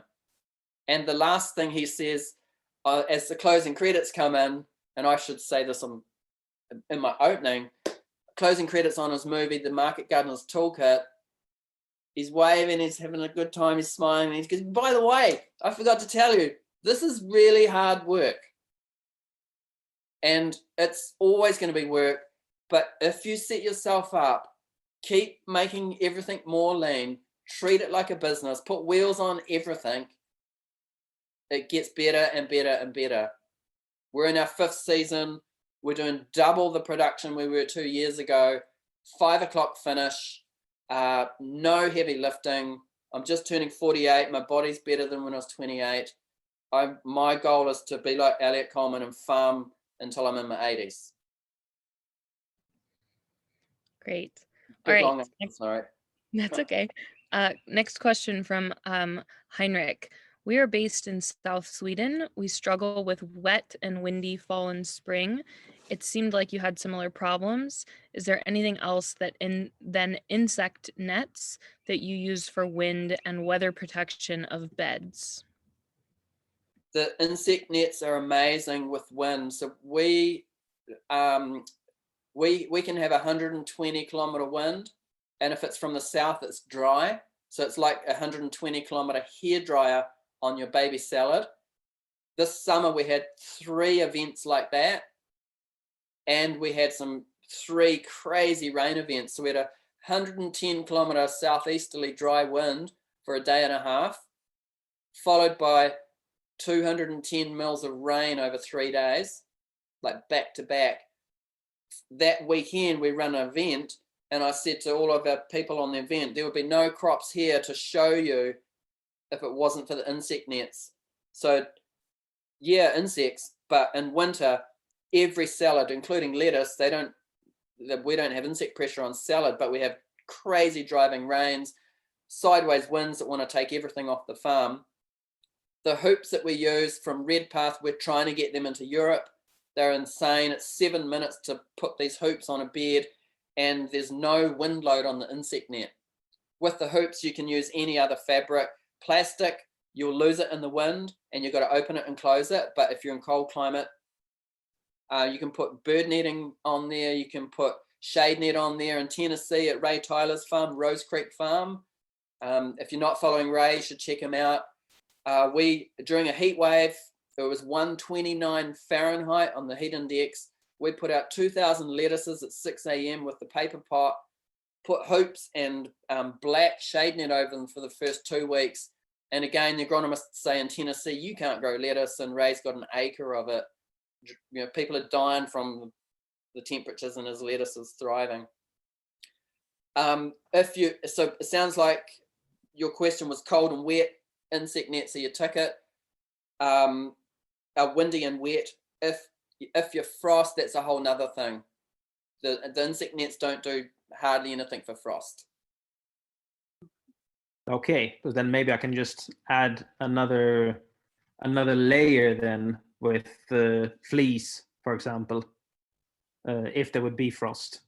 Yeah, if you're frost, I would be switching from insect net to frost cloth. Yeah. Yep. Okay. And Henrik, have you got greenhouses as well? We have one greenhouse, it's 10 times 6 meters.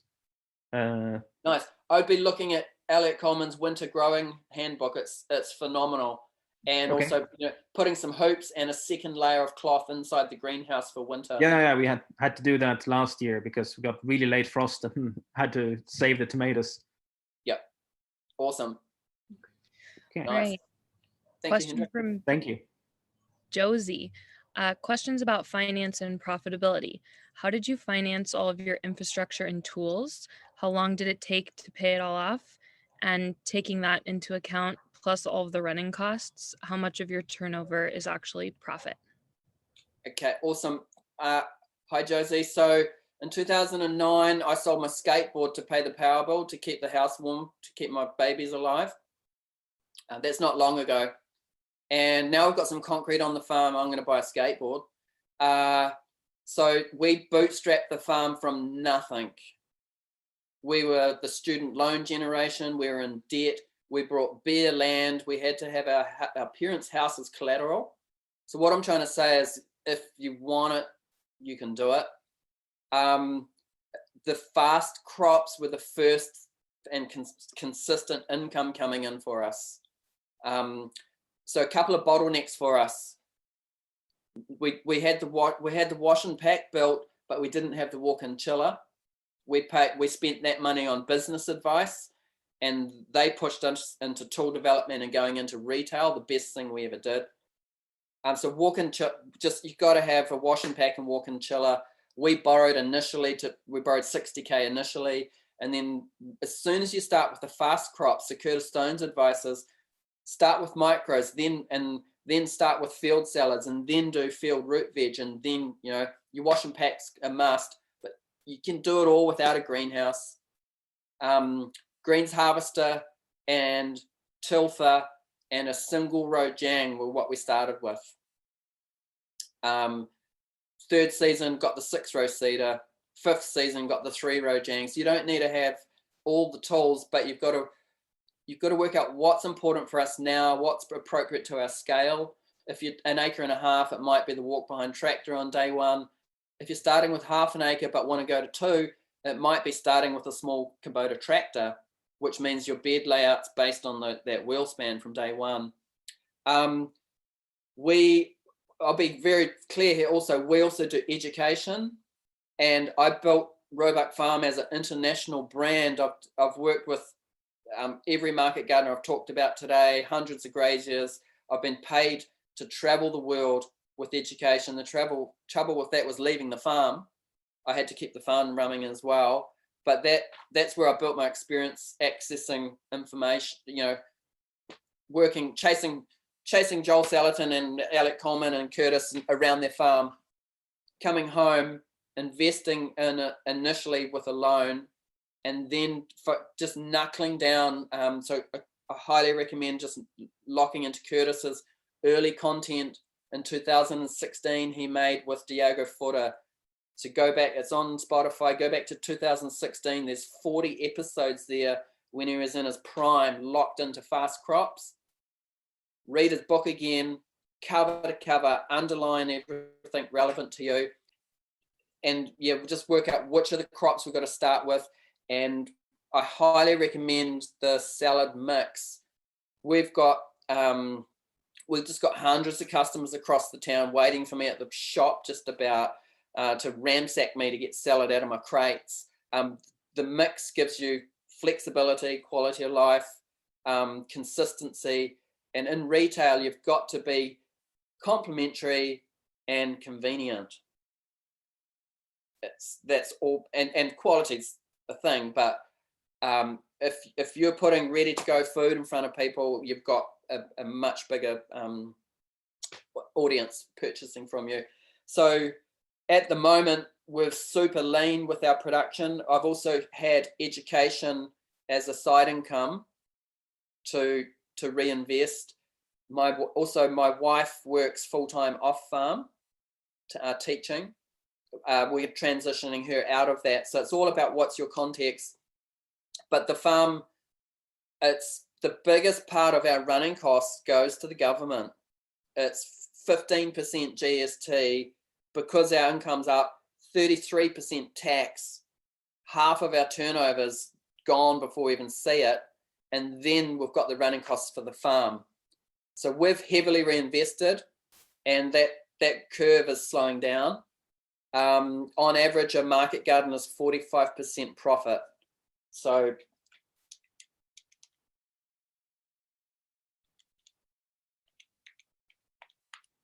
that's 112,000, probably before tax. Yeah, so it's scary when you start looking at the numbers, and it's got to be talked about. I mean, I appreciate your question. So it is comfortable for us, but those first 2 seasons were super hard. Before Curtis came back to do the 4-day course, I did a 100-day working bee with a crew of 5 people. We built the wash and pack, put in 35 new beds, got all these fast crops in. And then if you don't know about Country Calendar, it's the second longest TV program in the world after Coronation Street. 50-year farming program here. We featured on there. I did 3-month working bee. That's 3 months every day, 15 hours a day to get ready for that. And we knew the investment, finishing irrigation, building the outdoor washroom had to happen at some point anyway. But those 2 seasons, I never want to go back to that position, but it's what it takes. Can I just ask a quick follow-up? Yep. I just wanted to know, do you believe that it's possible to make a profit and make a living from a market garden without the supplementary income of education and someone working off-site? Absolutely. Yep. So, Joseph, if we're half an acre, Sam worked for me for 12 months.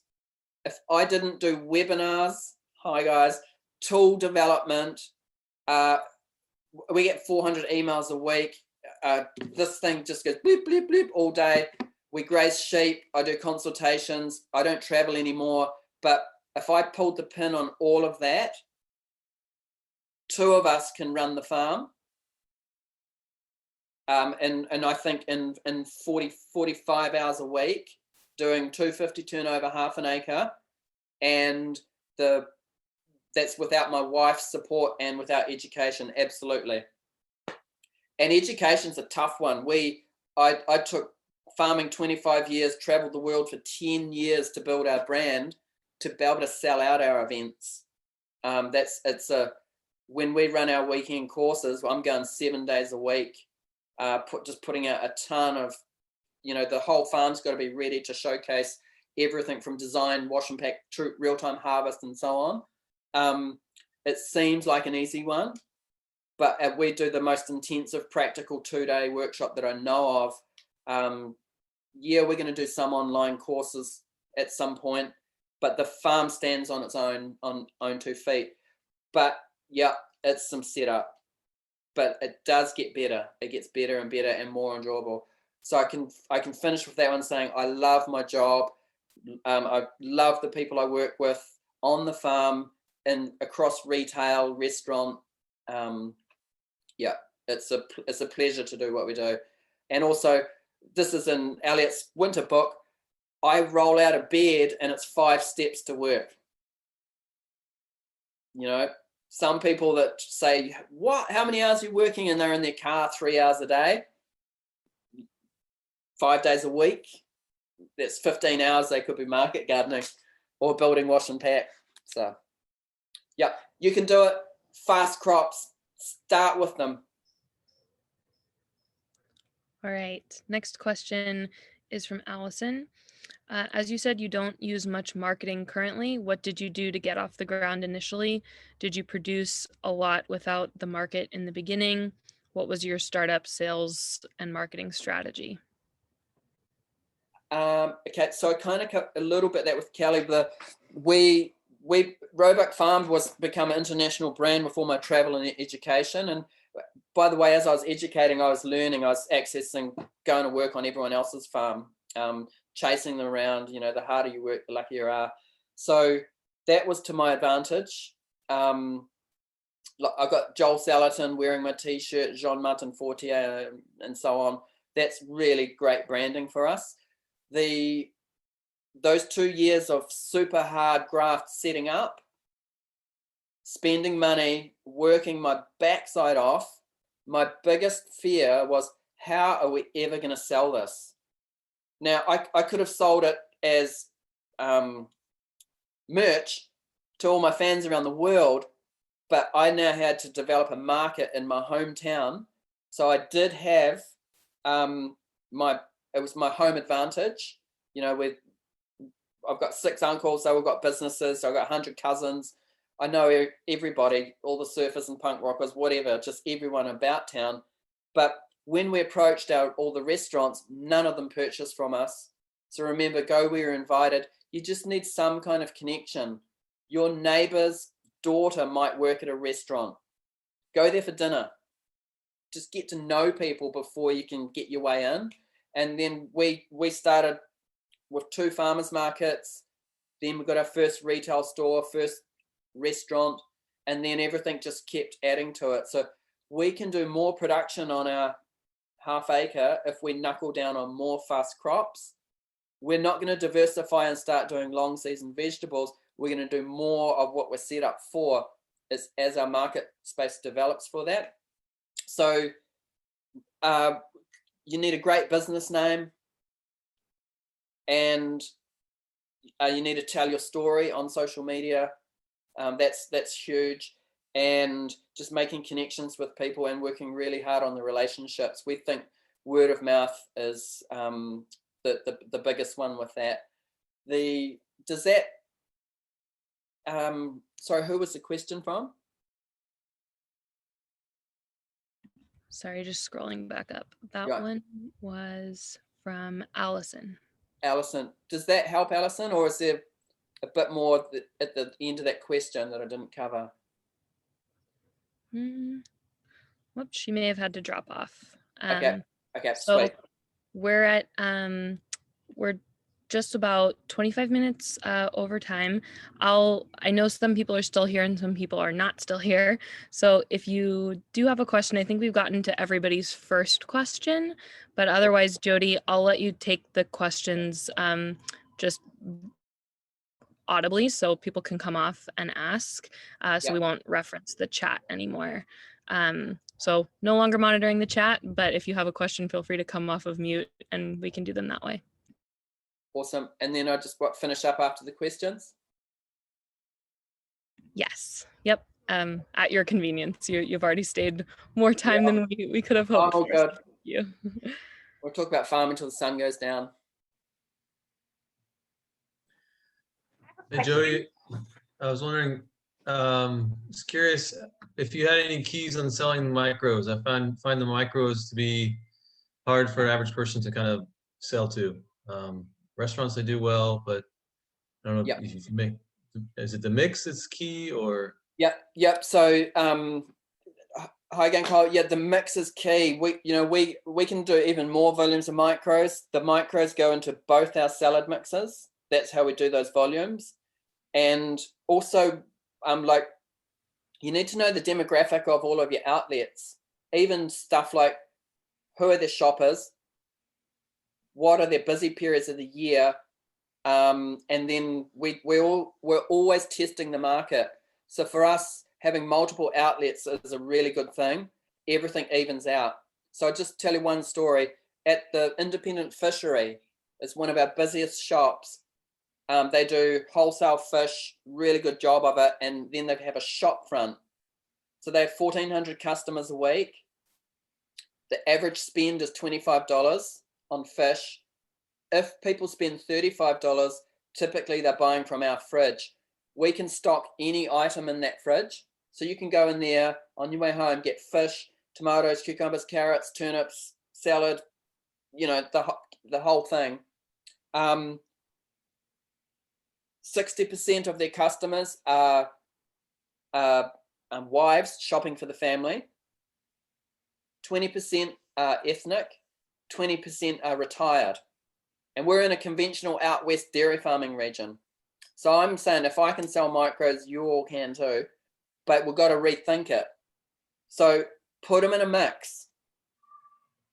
You need to develop a super nice mix, not too many varieties, good name for it.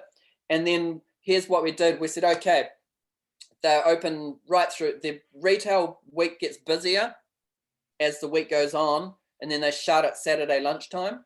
So Thursday, Friday is insane. And we've got a full height fridge. It's just ours branded. I said, right, Thursday, Friday, Saturday, we're going to do a free giveaway of our microgreens. It's red radish, green radish, pea shoots, and we call it Rainbow Mix. And these will be in your notes. 80 grams is $5. That's New Zealand dollars. we want to move more rainbow mix at the fish shop. So if you spend $25, that's the average shopper on fish, Thursday, Friday, Saturday, you get a free rainbow mix. So we did 250 giveaways. Then the weekend they shut down. Monday morning, because the cycles are so quick, I'm back on deliveries. And here's this old boy on a walking stick. And he goes, "Hey, son, you don't remember me, do you?" And I said, "Yeah, I seen you on Friday getting your free rainbow mix." And he stopped me in my tracks, told me how he cooked his fish, how he had the salad, said it was outstanding, and he brought a rainbow mix off us. So there's lots of ways. We would rather do stuff like this than take food to the food bank. I know that might sound like I'm not a nice person, but we do everything we can in retail to build the relationships with the people we work with. Every retail store person has been through tours on our farm and dinners. Every restaurant have been through the farm on tours and dinners. They know how we do it and why we do it, and they can tell their people. So sunflower shoots we do by themselves, not in a mix. Not that popular in retail. I go into the fish shop, I've got a ton of them. I'm going across town to all the retail stores, and I said to Jane behind the counter, I put like 30 bags of sunnies in, and I know Jane likes them. So I throw a bag at her. She gives me some fish, and I said to Jane, "I bet you can't sell these." And she goes, "You watch me." And she just told everybody about sunflower shoots the next 2 days. I go back and they're sold. So if it doesn't sell, doesn't mean it's not going to ever sell. You've just got to keep testing the market, do some giveaways, stuff like this, work with your people. And then quickly, more micros, pack and save. So we've got gold medals on our rainbow mix and on our leaves and shoots.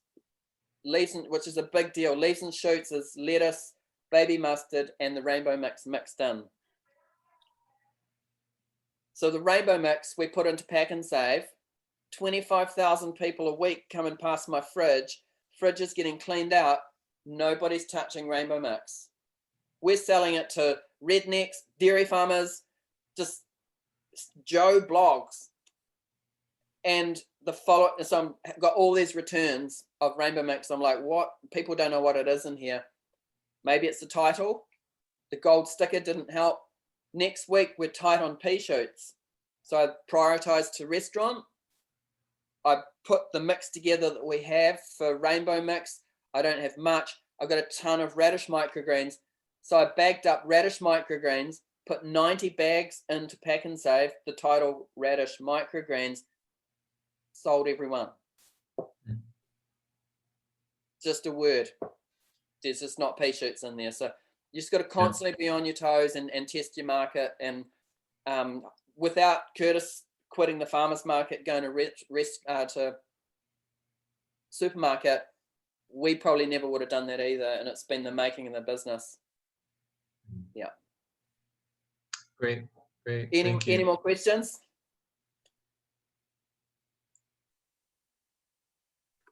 I have a question. Georgina, hi. Hi. I have a question about pricing. So we are doing farmers markets at the moment, and I just can't quite get my head around how you then kind of take less off and the quantities, because we've got a couple of retail outlets that we've kind of got in mind, been sort of having, relationship chats with over, coffee at their cafe or whatever. But what's the pricing difference? How do you kind of think about that? So that, again, in our first season, that was one of our toughest jobs. Those 2 seasons we worked like crazy setting up. My biggest fear was how will we sell it, and the other biggest challenge was how do we price it.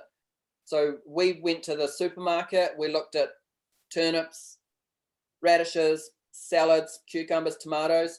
We also, if you can find a chef or access the food aggregate, for us it's bid food. Once I got that bid food list, I was like, hang, carrots is $17.55 plus GST for baby carrots. Radishes are $22. I was selling them to the chef for $8.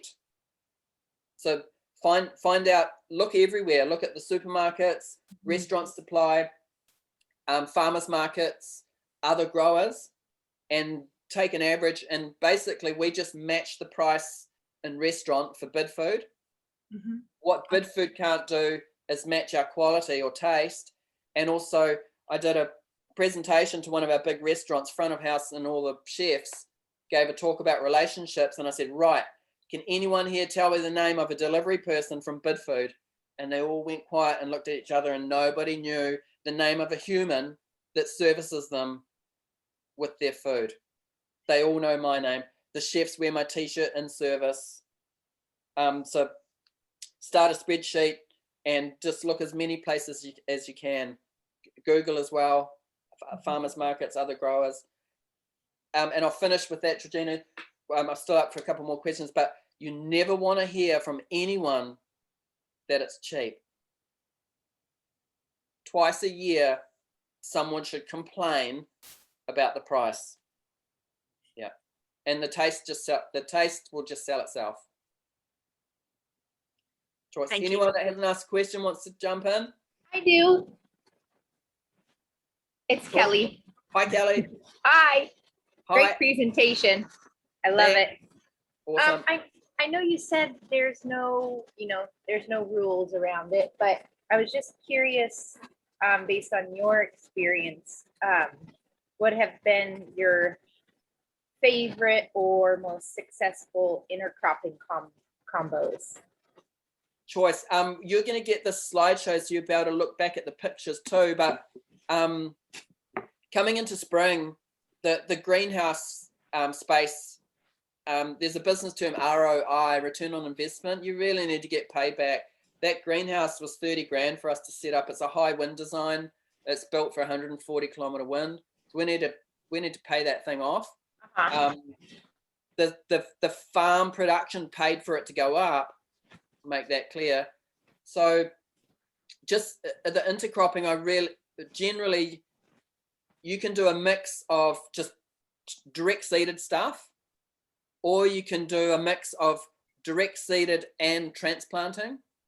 But the main considerations are how long do things take, how much space do they need, and the troubleshooting is they can't interfere with the other crop. If they're too similar in time frame and one swamps the other, it'll be 10 times the work for 10% of the yield. So I really love intercropping for the cucumbers and tomatoes. And we've done carrots, radishes, lettuce each year. It's really driven by what we need to be growing at the moment. So if you look back at my slideshow later and look at the greenhouse shot with the radishes in there, this year, coming into spring, we were really affected by the seed trade with COVID. We know we've got our good varieties. Our cucumber didn't germinate, our cherry tomatoes didn't germinate, our green lettuce didn't germinate, and our carrots didn't germinate. So suddenly I'm back to the drawing board. What varieties can I lean on? I've prepped all my greenhouse beds. They're composted, they're fertilized, they're ready to go, and there ain't no cucumber plants. So I went carrots on the outside, and then I was like, what can I grow in a month? Because it's going to take a month to grow my new cucumber transplants. What can I wham in there that'll produce in a month? And it wasn't Mizuna, because that's happier outside in spring. So I drilled radish, and that's again, it's 33 days. They were $450 a bed. At 46 days, they're $1,000 a bed. I'm going to do the maths off. We use accounting called Zero. I'm going to do the maths for this season, and I think that the salad and the root veg have outcompeted the tomatoes and cucumbers in that greenhouse financially.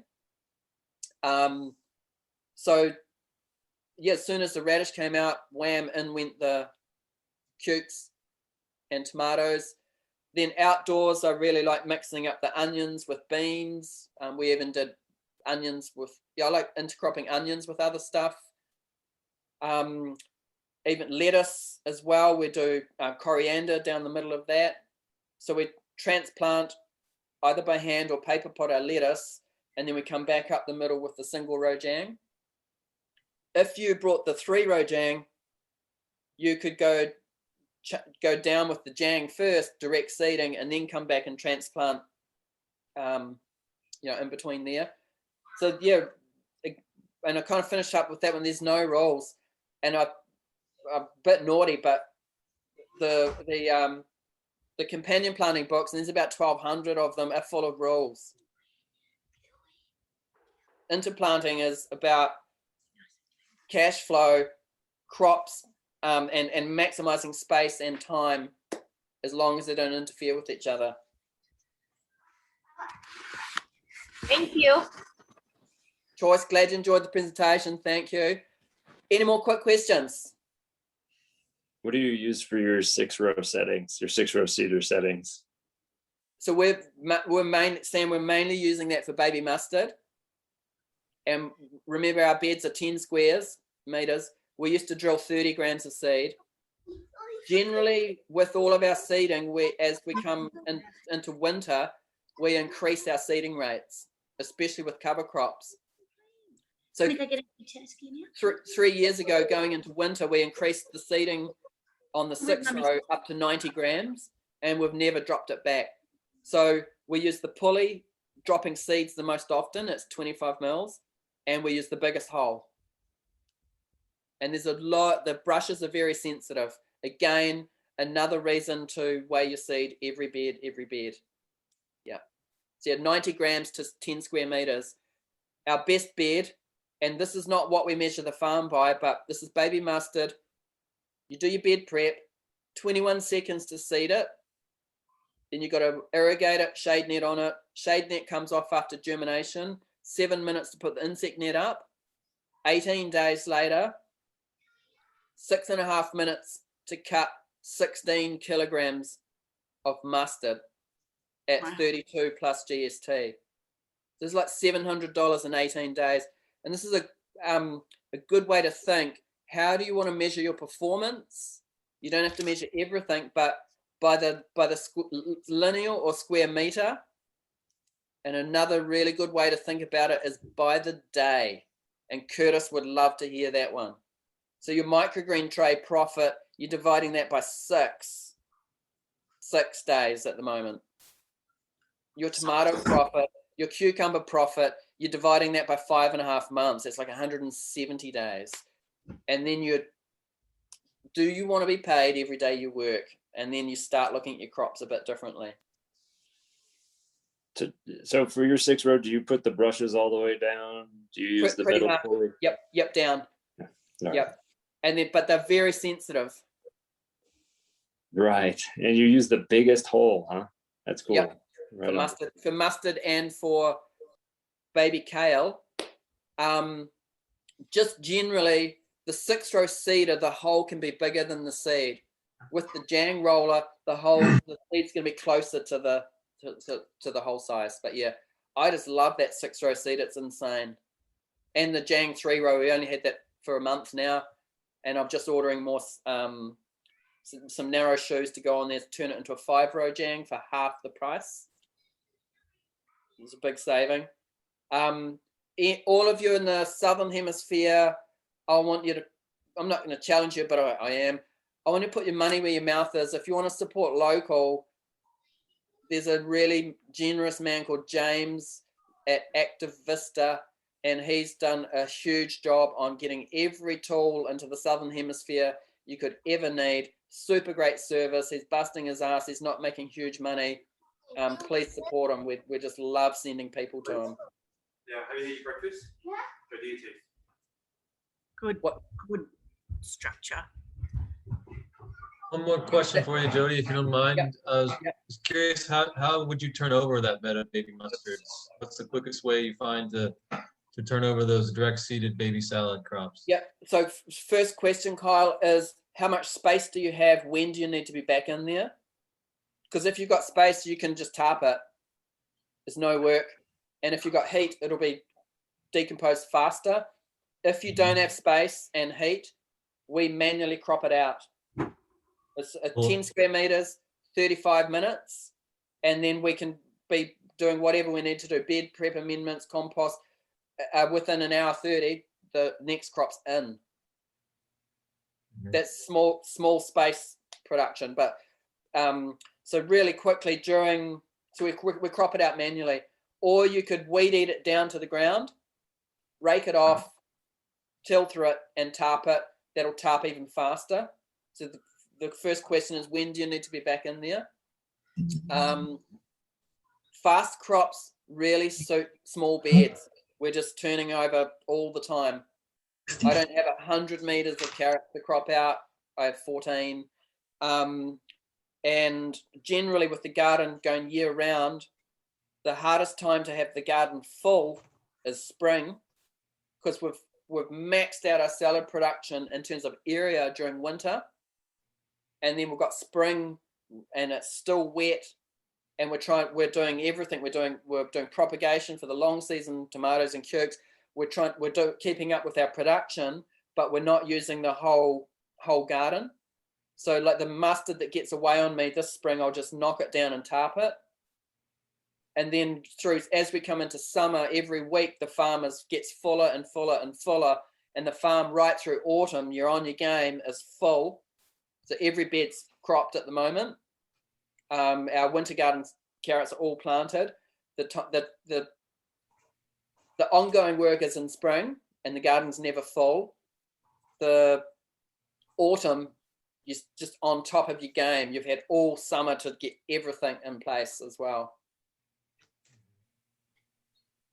Great, thank you. I have a question. My video is not working though, but we're in Australia and we do salad mixes similar to you, and we're trying to we're doing about 75 kilograms a week at the moment, and nice. We're just using the Jang, the singles one. So we're deciding on whether we should go with the 6-row seeder or the 3 Jang. Yeah, what kind of that's good volumes. What kind of area are you? I'm guessing 1/3 of an acre. No, more like an acre and a half. Oh yeah, cool. But we do other vegetables, and now we're looking to just mainstream it into what we're known for and all the quick crops. Awesome. 1.5 acres of quick crops is awesome. But it could be. It might go down to an acre, but. Yeah, you're just whacking a cover crop and a tarp, and you know, that's the thing. If you've got the area, you can put it to sleep. If you don't, you need to turn over the beds, coming back to Kyle's question. So have you got a strong market space, and can you increase that? We do. We sell everything we grow easily. And we've got demand for more. Awesome. So, you know, if it's just salad, the 6-row seeder, you can't beat it. It's 12 rows. First question, what's your soil like? Do you have plant debris? Do you have rocks? Is it heavy? Is it super dry? Is it super wet? Or are you, what Curtis Stone says, that I'm meticulous with my bed prep, but we create a nice seed bed every time. And you got the tilther? We do have the tilther. We have red soil. It's volcanic. It's not. We're in the northern rivers of Australia. Yeah. It's bottomless soil, no rocks where we're growing right now. Yeah. So with the 6-row seeder, if you're cautious about your bed, let's say you've got crop residue in there from something like cucumber roots or whatever, you forked the bed and amended it and tilted it, but you can still see roots everywhere.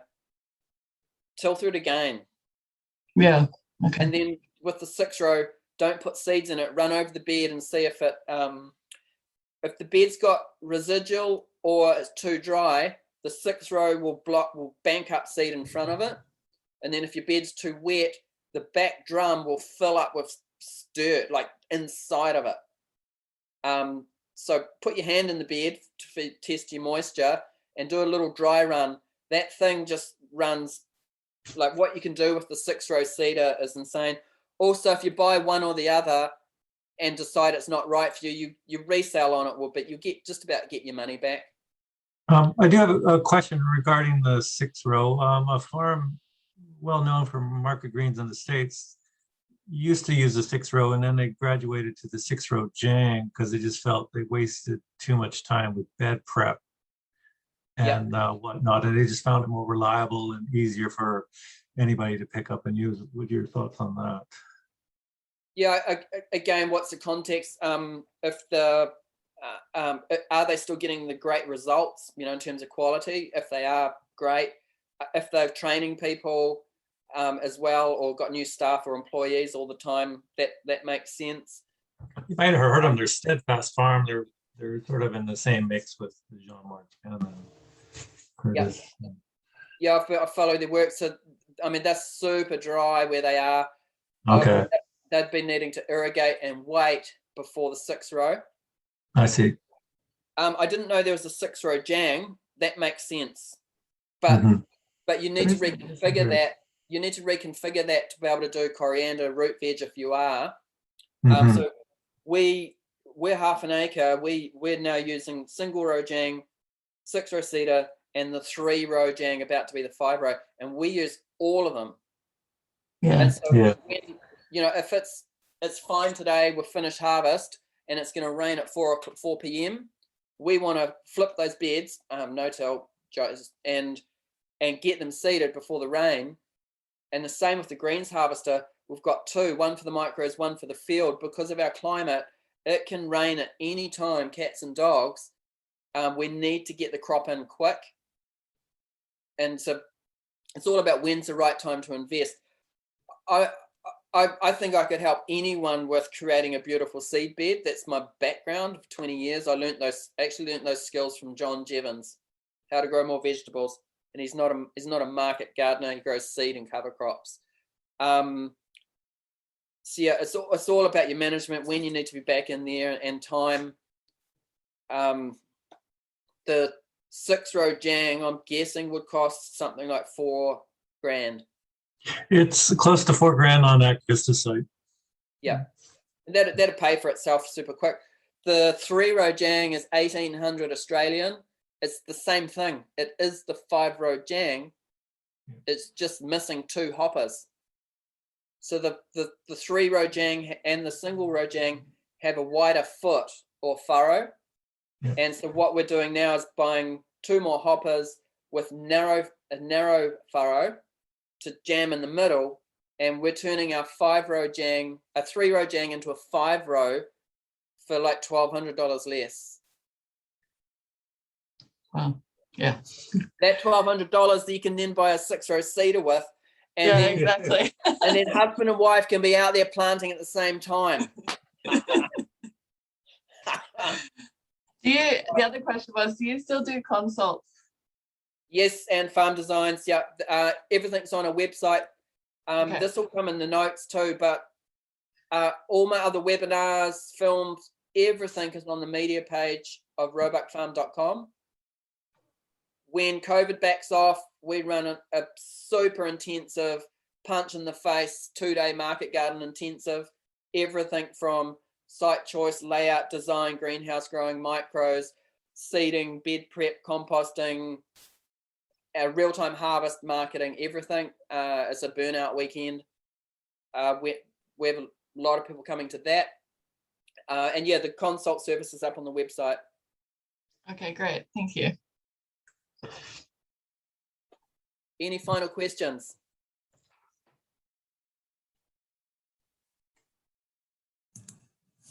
Thanks so much. My pleasure, Fiona. All the best. Thank you. I know that's a super long show, but I was really looking forward to this event. Speakeasy have just been really good to deal with right from the beginning, super professional. I worked my butt off yesterday putting that presentation together.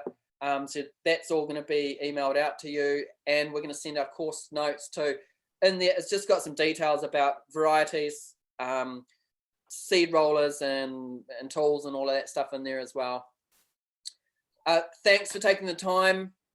Really appreciate it. Good luck with unstacking those micros, Sam. And yeah, look forward to being in touch. We're thinking, give some feedback to Speakeasy. We're thinking about running just a straight microgreens class on here at some point as well. It's just for Sam. So yeah, thanks for your time. Be good and keep doing what you're doing. Thank you. Thanks, Jodi. Great presentation. That was great. Thank you. Awesome. See everyone.